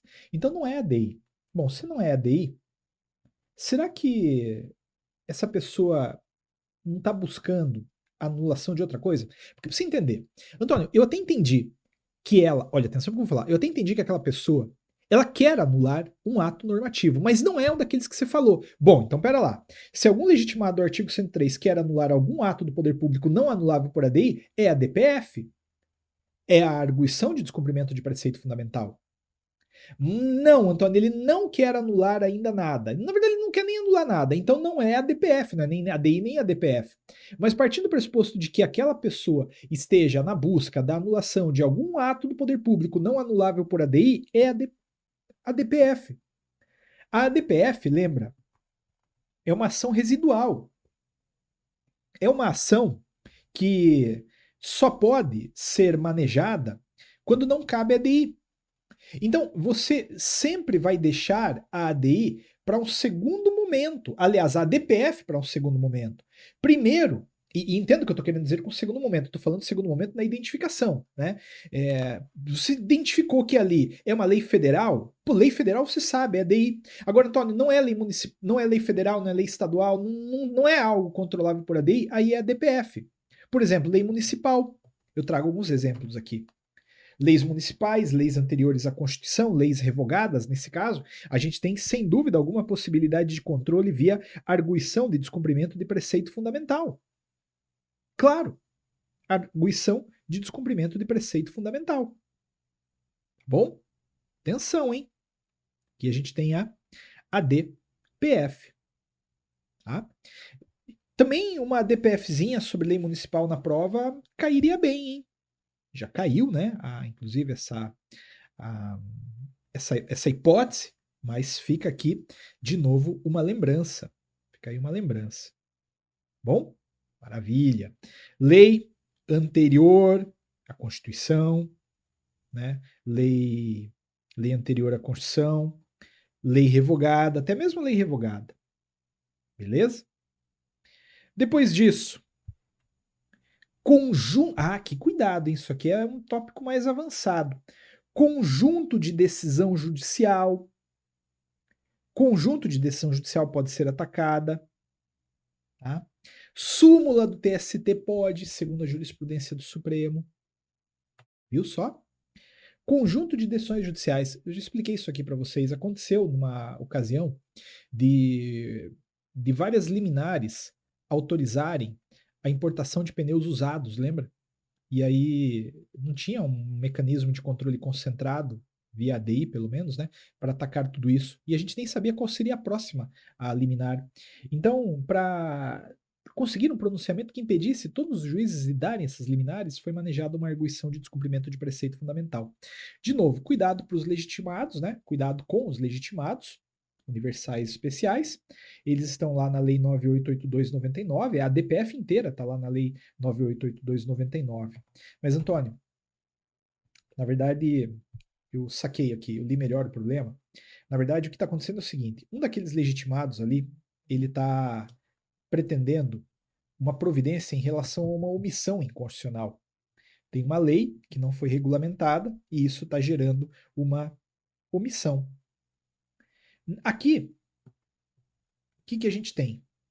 A gente tem a ação direta de inconstitucionalidade por omissão. A ação direta de inconstitucionalidade por omissão. Essa ação direta de inconstitucionalidade por omissão, a gente sabe o que faz, né? Só que não, Antônio, cara, não é isso, na verdade. Bom, já vamos ver. A ação direta de inconstitucionalidade por omissão, ela questiona a omissão legislativa e também a omissão administrativa. Em linhas gerais, ela questiona a falta de uma regulamentação por parte da Constituição. Normalmente é aqui que a gente fala. Normalmente é aqui que a gente vê, né, cabimento de ADO. A Constituição mandou fazer uma lei e o Congresso deu de ombros. Só que a gente chegou a ver nas aulas uma hipótese de cabimento de ADO onde o ato questionado foi justamente a omissão administrativa. Lembra disso? A gente chegou a ver uma hipótese onde o presidente da República, na época, salvo engano, era Fernando Henrique, foi demandado numa ADO a pretexto de não estar fazendo o que lhe cabia para erradicar o analfabetismo. Isso é difícil, tá? A cair na prova. Mas eu não duvidaria que caísse, tá? É mais fácil cair aqui. Então, por exemplo, falta a lei regulamentadora, tá? Falta a lei regulamentadora. Nesse caso, é a DO. Lembra que eu falava, né? Lembra que eu falava sobre aquele artigo 40, parágrafo 4º? Lembra? Lá na aula de mandado de injunção. Na aula de mandado de injunção, eu falei o seguinte: 40 parágrafo 4º, ele traz lá alguns detalhamentos a respeito de servidor público que trabalha em contato com agente químico, físico, biológico, que oferece risco para a saúde dele, servidor público com deficiência, alguns integrantes de carreiras de segurança pública, eles podem aposentar-se antes, nos termos da lei. Aqui, cuidado, né? A gente vai trabalhar melhor isso na próxima aula, mas já fica um cuidado. Se um servidor específico quer se aposentar, note, estou falando de exercício de um direito subjetivo, individual. É o servidor José que quer se aposentar, é o mandado de injunção. Mas, de repente, pode cair na sua prova, e aquilo que eu falei lá vale aqui também, pode cair na sua prova o seguinte: por exemplo, confederação sindical encrencou com a falta de norma regulamentando. Bom, se não tem a norma regulamentando, né, cabe uma ADO. Note, até talvez um partido político com representação no Congresso, ele não estou falando de alguém querendo exercer o direito. Eu estou falando de um legitimado olhando para aquela realidade e querendo impugná-la. Ah, mas ele pode? Claro que pode. A Constituição falou que pode, então ele poderia. Tá? É justamente na questão do legitimado e especialmente na questão do interesse que está sendo defendido ou que pretende ser defendido que você separa a ADO do mandado de injunção. Mas relaxa, isso fica para a próxima aula. De novo, cuidado com os legitimados ativos, né? Lembrando que eles se separam em universais e especiais. Cuidado aí com essa diferença entre ADO e MI, a gente vai trabalhar mais tarde. Por enquanto, ficamos com isso apenas. Mas alguém pode estar, né, olhando para isso aí, falando: não, meu Deus do céu, porque não é nada disso. Não é nada disso. Na verdade, Antônio, me dei conta aqui que o que se pretende é a declaração de constitucionalidade de uma lei federal. O que se pretende aqui é a superação de alguma controvérsia judicial. a partir do reconhecimento da constitucionalidade de uma lei federal. Então, nesse contexto, a gente tem uma ADC. Nunca caiu na prova. Será que vem nessa? Olha lá, hein? Na prova passada, nunca tinha caído reclamação constitucional. Será que nessa não vem uma ação declaratória de constitucionalidade? Eu tenho para mim que a banca nunca cobrou, porque ela não conseguiu, talvez, criar uma narrativa numa hipótese de cabimento que não entregasse o ouro, entende? Porque, teoricamente, após uma narrativa, a conclusão seria: fulano te procurou querendo reconhecer a constitucionalidade da lei. Então aí é uma ação declaratória de constitucionalidade. Lá nos simulados que fizemos, eu até abordei uma hipótese na qual teríamos como falar isso sem falar isso, lembra? Eu falei, olha, tem um cenário de controvérsia judicial, uma parte, né, um grupo diz que aquilo é inconstitucional, um grupo diz que é constitucional. Aí eu falei assim, um partido político, por exemplo, te procura interessado na confirmação da lei, né? Na manutenção da lei, ele estava mais inclinado a concordar com aquelas decisões que não estavam declarando a inconstitucionalidade, entende? Poxa, aí é uma ação declaratória de constitucionalidade. Enfim, fica aí a reflexão. Se tem algum legitimado do artigo 103 pretendendo superar uma controvérsia judicial a partir do reconhecimento da constitucionalidade de uma lei federal, é, claro, a ação declaratória de constitucionalidade. É a ação declaratória de constitucionalidade. Tá bom? Maravilha. Caso contrário, bom, depois a gente vê. A ação declaratória, ela serve para superar uma controvérsia judicial acerca de uma lei ou de um ato normativo federal, apenas. Todo mundo sabe que não cabe ação declaratória de constitucionalidade de lei estadual. Não cabe. Tá bom? Não cabe. Agora, atenção para os legitimados ativos, né, que são legitimados universais e especiais. Lembre que deve haver uma controvérsia judicial relevante e que a Lei 9868 de 99 é a lei que regulamenta.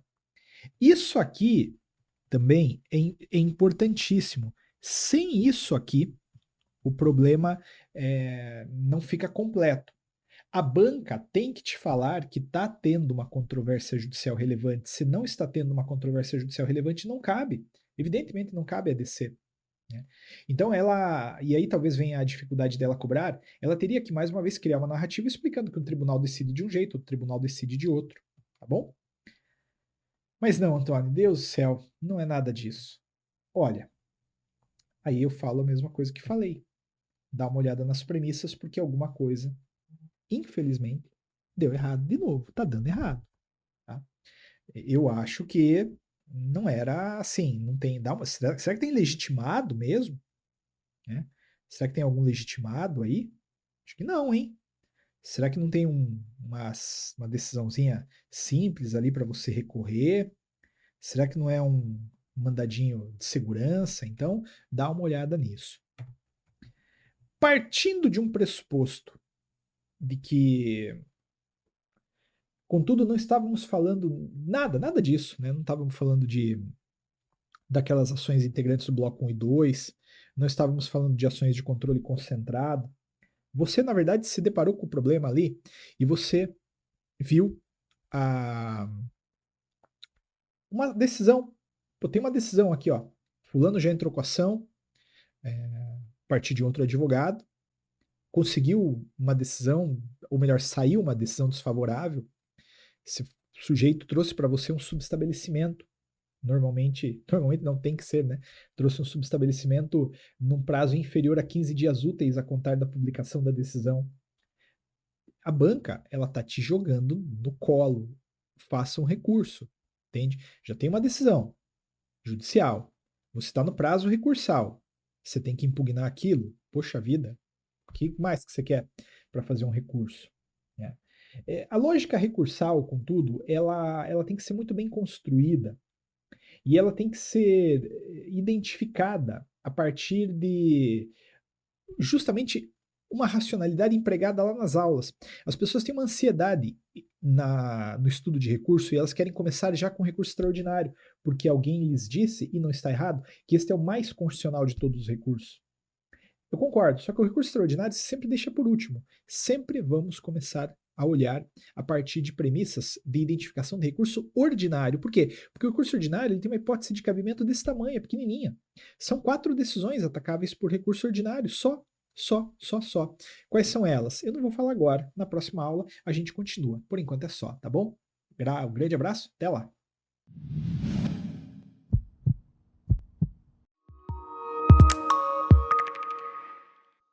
E aí, pessoal, tudo bem? Último bloco, né, da nossa revisão, vamos trabalhar a questão recursal agora. Porque, Antônio, não era nada daquilo, cara. Eu tenho aqui no meu problema uma decisão judicial para impugnar. Muito claro. Bom, vamos tentar entender em que contexto essa decisão foi proferida? Acompanha aí comigo.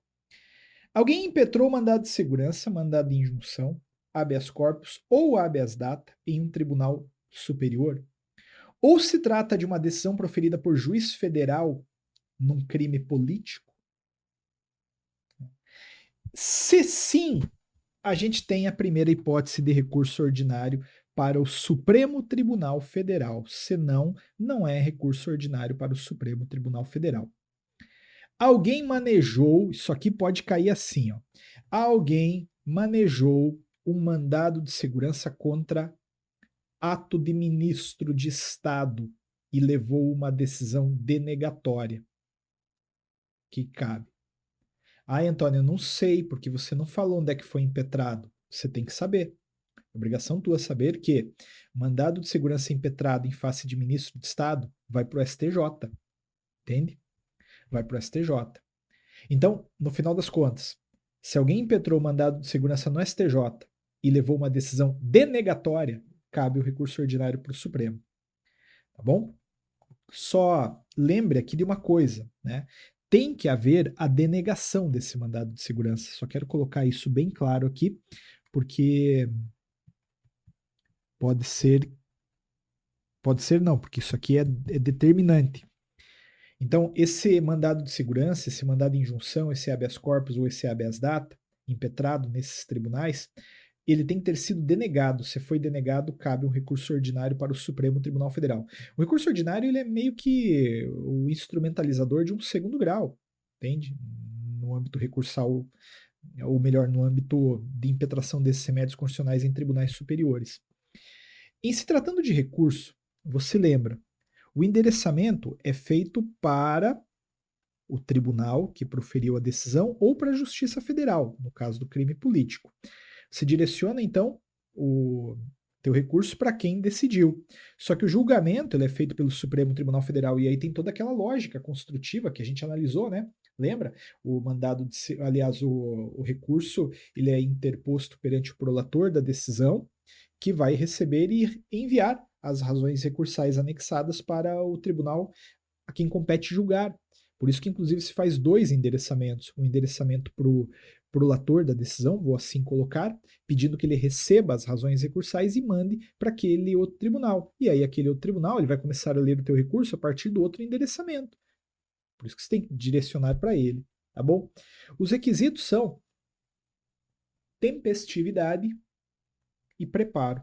Para fins de prova ali, especialmente a tempestividade. Especialmente a tempestividade. Mas qual que é a tempestividade? 15 dias úteis. 15 dias úteis. Tá bom? Maravilha, maravilha. Então a gente tem aí a primeira hipótese de recurso ordinário. Beleza? Que é o recurso ordinário constitucional. O recurso ordinário constitucional, o ROC. Bom, muito bem, muito bem. Agora, não, Antônio, não é isso. Não era essa a decisão, não. Porque não se tratava de impetração nesse contexto. Na verdade, lendo o problema, Antônio, eu saquei que alguém impetrou mandado de segurança ou habeas corpus no TJ ou no TRF. Tá? Ou então, se trata de uma decisão proferida no curso de um processo onde Estado estrangeiro ou organismo internacional litiga em face de município ou pessoa residente ou domiciliada no Brasil. Nesse caso, a gente tem também recurso ordinário, só que é um recurso ordinário um pouquinho diferente, porque ele vai para o STJ, ele vai para o STJ. Caso contrário, caso não se trate disso, depois a gente vê o que pode ser, mas por enquanto vamos ficar aí com o recurso ordinário para o STJ. A hipótese de cabimento é justamente essa, né, que você analisou aí. Eu tenho, por exemplo, a impetração de um MS ou de um HC no TJ ou no TRF. Perdi, porque aqui também tem que colocar a questão da denegação. A decisão tem que ser denegatória. Tem que ser denegatória. Tá bom? Nesse cenário, nesse contexto, a gente tem aí a primeira hipótese de cabimento do recurso ordinário para o STJ. Para o STJ. Artigo 105.2, alíneas A, B e C. Tá bom? Também, não esquece disso aqui. Aquela ação onde o Estado estrangeiro ou organismo internacional move em face de município ou pessoa residente ou domiciliada no Brasil. Aqui é igual no crime político, igualzinho no crime político. Tá? Você tem que tomar cuidado. Lá no crime político, assim como aqui, a gente vai ter decisão dada pelo juiz federal, primeiro grau. Lembra disso? É primeiro grau. Antônio, mas espera lá. Uma decisão de primeiro grau, uma sentença, Antônio, eu posso apelar. É a regra, mas aqui eu tenho um recurso específico, que é o recurso ordinário. E eu tenho certeza que muita gente lá na hora da prova vai fazer apelação, não vocês. Vai cair lá a sentença da X vara federal, num contexto de Estado estrangeiro litigando contra município ou pessoa residente no Brasil. Uma galera vai fazer apelação, vocês não. Vocês vão fazer o recurso ordinário, tá bom? Só que esse recurso ordinário, ele não vai para o Supremo. Esse recurso ordinário vai para o STJ.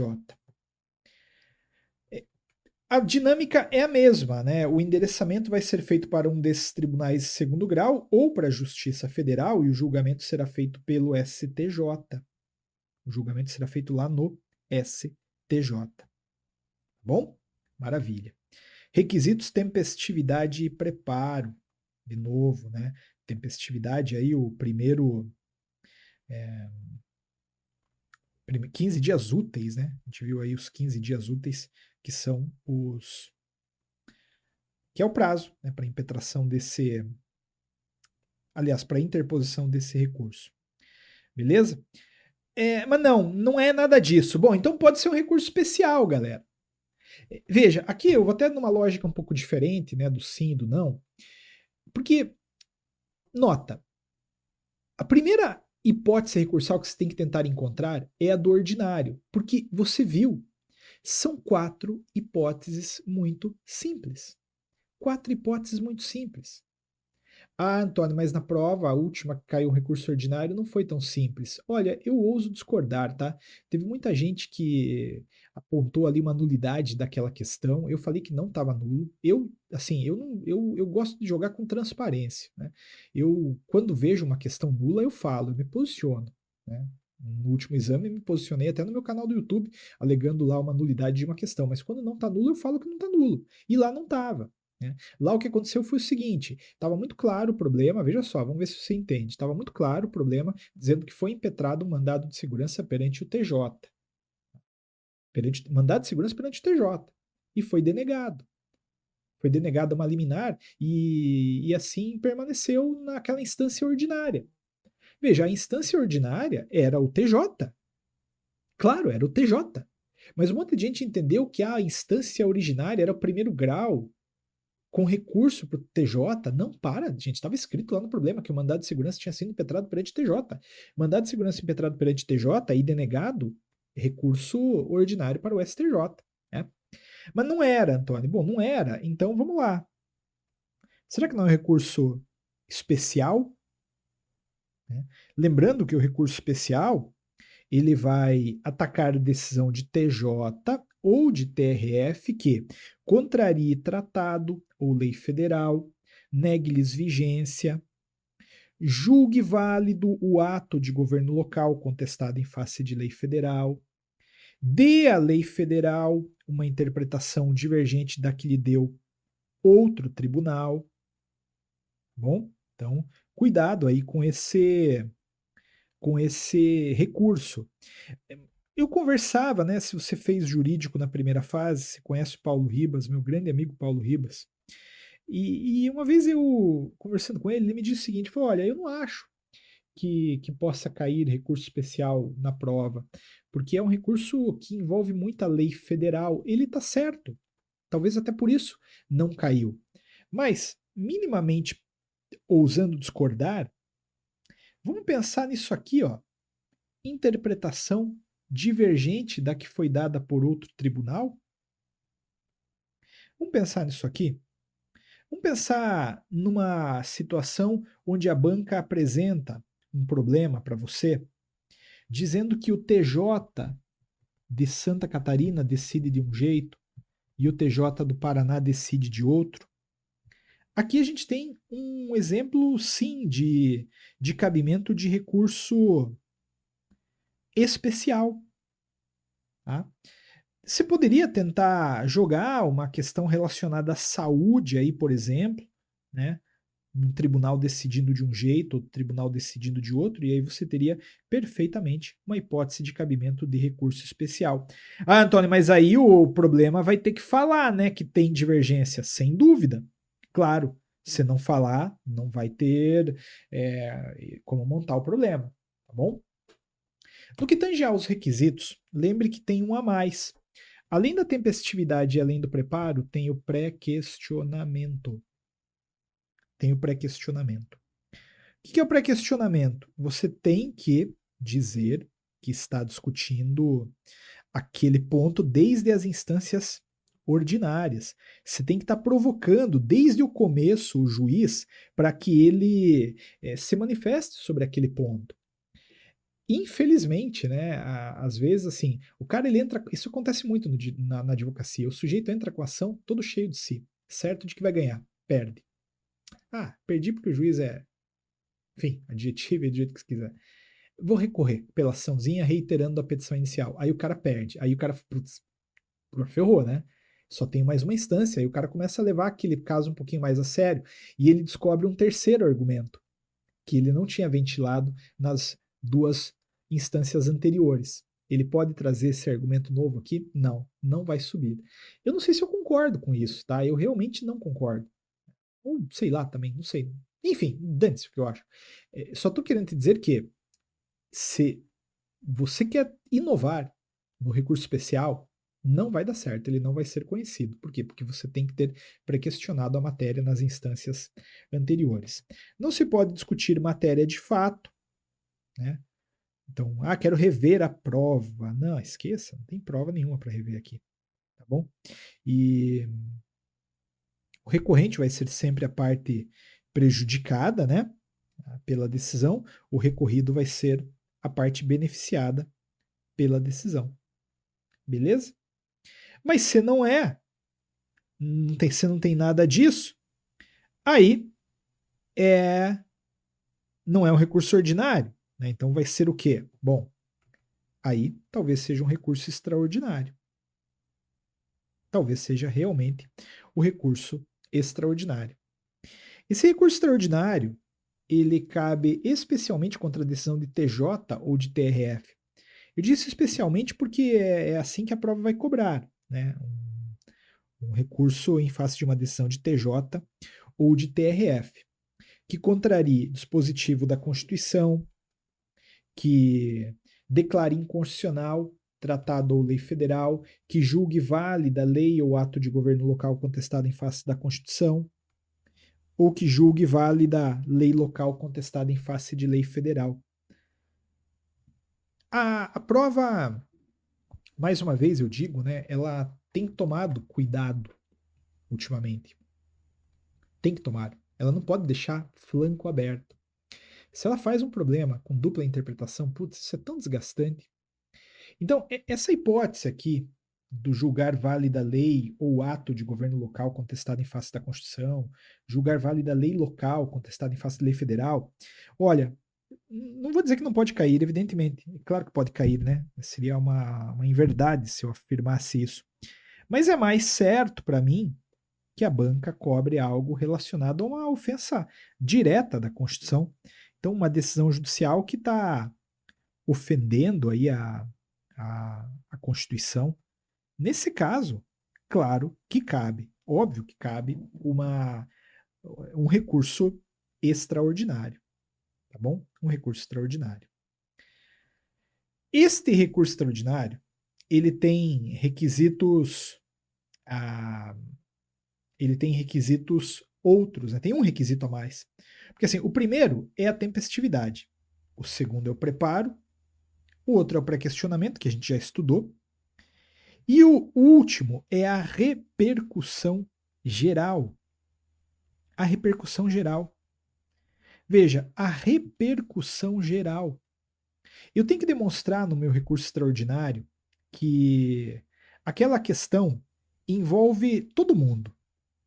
Não interessa apenas a mim, tá? Não interessa apenas a mim. Cuidado, hein? Eu tenho que mostrar que aquela decisão interessa a todo mundo. A todo mundo. Beleza? Então, esse negócio da repercussão geral funciona assim. Ah, antigamente, qualquer caso ia pro Supremo. Qualquer caso ia pro Supremo, entende? Briga de boteco ia pro Supremo, ah,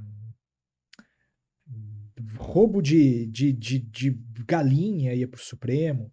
Hoje não, hoje o Supremo Tribunal Federal ele tem esse requisito, né? E não é mais qualquer ação que sobe para lá. Não pode discutir matéria de fato, recorrente e recorrido, você sabe quem é. Agora, não é recurso extraordinário. Bom, aí, galera, né? De novo, tem que dar uma olhada naquelas premissas ou considerar minimamente uma apelação. Uma apelação em mandado de segurança já caiu, tá bom? Bom, eu tenho certeza que essa revisão ela serve para, como o nome sugere, revisar e serve também para te passar uma certa tranquilidade. Você tem as hipóteses de cabimento, né? Claro que tem aqui algumas hipóteses limítrofes que eu queria destacar, né? Mas tirando essas hipóteses limítrofes, você não vai ter nenhum tipo de dificuldade na identificação das outras peças. Mas olhando, galera, o histórico assim, e principalmente as dúvidas que vêm, né, dos meus alunos, das minhas alunas, eu sinto uma certa tensão entre ação popular e ação civil pública. Porque, como você está vendo aí nas cores que eu destaquei, elas têm hipóteses de cabimento iguais, né? Então, meu Deus do céu, Antônio, que eu vou fazer? Eu vou ser bem rápido aqui, porque a gente já entendeu que na ação popular e na ação civil pública, a gente vai sair pela legitimação ativa. O cidadão é ação popular, a associação é a ação civil pública. Então aqui eu tenho certeza que você está por dentro, né? Não vou nem ficar gastando muito nosso tempo. Lembrando apenas uma coisa, a associação ela tem que estar constituída em funcionamento há pelo menos um ano. E esse requisito, ele pode ser dispensado. Ele pode sim ser dispensado. Poxa vida, pensa, eu dei esse exemplo na aula, né? Pensa lá naquele caso triste da Boate Kiss em Santa Maria. Não havia por que familiares de frequentadores da Kiss terem uma associação. Dada a tragédia, constituíram a associação. Quem vai negar a essas famílias, né, o direito de litigarem? Ah, porque não está constituído ainda um ano? Dane-se. Pode superar. A lei fala, a lei admite essa superação. Agora, um ponto que dá bastante tensão é aqui, ó. O mandado de segurança ou a ação pelo procedimento comum. Vamos lá. Vamos lá. Primeiramente, a gente pode pensar a partir do prazo, né? A gente pode pensar a partir do prazo. Então, no mandado de segurança, existe um prazo para impetração de 120 dias. Ao passo que na ação pelo procedimento comum não há. Eu coloquei um não há entre aspas, porque, obviamente, né, existem prazos prescricionais, decadenciais, mas não há um prazo como este, de 120 dias. Então, a prova, sabendo que há uma hipótese limítrofe de cabimento, ela vai dizer para você, ela vai falar assim, ó, o sujeito está te procurando em prazo inferior a 120 dias. Ou se ela não falar em prazo inferior a 120 dias, ela vai falar, o fulano te procurou 30 dias após a ciência do ato coator. Você daí tá menos que 120 dias, né? Agora não, ele te procurou 6 meses depois. Putz, aí já passou o prazo do MS, né? Ele te procurou, ou ele traz uma data, né? O ato coator aconteceu em janeiro e ele te procurou em outubro. Já era, escoou, aí é uma ação pelo procedimento comum. Além disso, dilação probatória. No mandado de segurança não há espaço para dilação probatória. O que isso significa? Significa que não tem espaço para perícia, para prova testemunhal, nada disso. Realmente nada disso. Tá? Agora, na ação pelo procedimento comum, sim, sim, existe. Aí existe a dilação probatória. Tá bom? Isso quer dizer que numa ação pelo procedimento comum, você pode fazer perícia. É aquele caso que eu tinha te dito lá, lembra da piscina? Então, ali, óbvio que houve uma ofensa à igualdade, que é um direito líquido certo, mas eu não tinha prova, não tinha um documento, não tinha uma ata dizendo que a piscina num lugar estava com a temperatura tal e no outro lugar estava com a temperatura qual. Aí entrei com uma ação pelo procedimento comum, tá bom? Ah, mas Antônio, o teu cliente lá, ele não pediu uma indenização? Bom, ele pediu. Então aí, evidentemente, a escolha acabou pendendo também pela ação pelo procedimento comum, que admite pedido de indenização, enquanto o mandado de segurança não admite. No mandado de segurança, é apenas atacar o direito líquido certo, valeu. Só isso. Já na ação pelo procedimento comum, eu posso formular um pedido dessa natureza. Cobrança cabe num, não cabe no outro. Polo passivo, no mandado de segurança, lembre, sempre tem que ser uma autoridade pública. E eu vou te falar uma coisa. Aqui é o maior fator de indeferimento de mandado de segurança, pelo que eu vejo. Direto, eu vejo. O cara, ele entra com mandado de segurança assim, ó, na advocacia mesmo, e você já tem que começar a pensar como advogado. Mandado de segurança contra a União. Não, não existe isso. Se o juiz não extinguir, ele vai te intimar para corrigir o polo passivo a fim de que se dique a autoridade coatora. Entende? Nesse caso, Antônio, do concurso aí que você fez da PRF, quem que você colocou? Foi a União, né? Não. Eu fiz um mandado de segurança contra o presidente da comissão de concurso da Polícia Rodoviária Federal e contra o presidente da banca Sebrasp, que é a banca que faz. Você reclama da FGV, você não conhece a Sebrasp. Tá? Então, no mandado de segurança sempre tem que ter uma autoridade pública. Na ação pelo procedimento comum, qualquer um. Qualquer um. Beleza, gente? Então é isso aí. Né? Também bastante gente fica na dúvida entre a ação direta de inconstitucionalidade e aquela por omissão, né, e o mandado de injunção. É verdade que ambas atacam a falta de norma regulamentadora, mas o que vai separar aqui uma da outra é especialmente o legitimado. É o legitimado. Tá? Então aqui eu tenho uma válvula de escape. Eu tenho uma válvula de escape. Entende? Se quem te procura é qualquer um, né? Se quem te procura é qualquer um, querendo resolver um problema específico, né? Aí é o mandado de injunção. Então é aquilo que eu te falei já num determinado momento. Uma servidora pública que trabalha em contato com agente químico, físico, biológico, quer se aposentar antes. Nota, ela não está se insurgindo contra a falta de norma, ela quer se aposentar antes. Esse é o desejo dela. Aí é o mandado de injunção. Agora, se é um daqueles legitimados lá que está descrito no artigo 103, que quer atacar a falta da norma pelo simples ataque, aí é a ADO. Tem diferença de foro, né? Fica aí uma recomendação. Aí discussões mais técnicas não interessa. Eu estou trabalhando mais com a lógica de identificação, né? Que é o que me interessa nesse momento. Beleza? Bom, algumas últimas considerações. Lembrem, remédios constitucionais. Direito de certidão, reunião, informação em processo sigiloso. É tudo mandado de segurança, hein? No primeiro caso, vai acontecer na prova de alguém fazer habeas data. Aqui nesse terceiro caso vai aparecer também a mesma coisa. No direito de reunião, tem gente que vai manejar habeas corpus. Mas cuidado, para tutelar o direito de reunião, a marcha é o mandado de segurança. Pessoal, vai dar certo, vai dar certo. Como eu disse, vocês merecem, vocês estudaram, vocês passaram por muito para estar aqui agora e a vida irá recompensá-los. Não é fácil, mas é necessário. Eu acompanho muitos meus alunos, né? E eu vejo tanta gente depois da prova abrindo escritório. Pô, eu tenho uma aluna aí, eu vi um dia desses no Instagram. Pô, fez todo um trabalho de marketing legal lá dentro dos limites éticos, maravilhoso. Tá lá divulgando. E essas pessoas lembram-se desse momento depois com, assim, obviamente, né? Elas lembram com uma fase importante da vida. E não lembram da raiva que passaram, lembram do processo, que foi um processo transformador.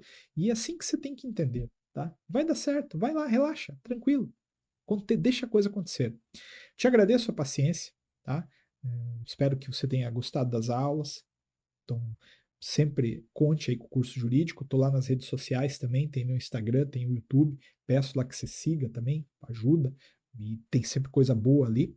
E tenho certeza que tudo vai, mais uma vez, dar certo, tá legal? Gente, obrigado, um grande abraço para vocês, tudo de bom? Nos vemos por aí.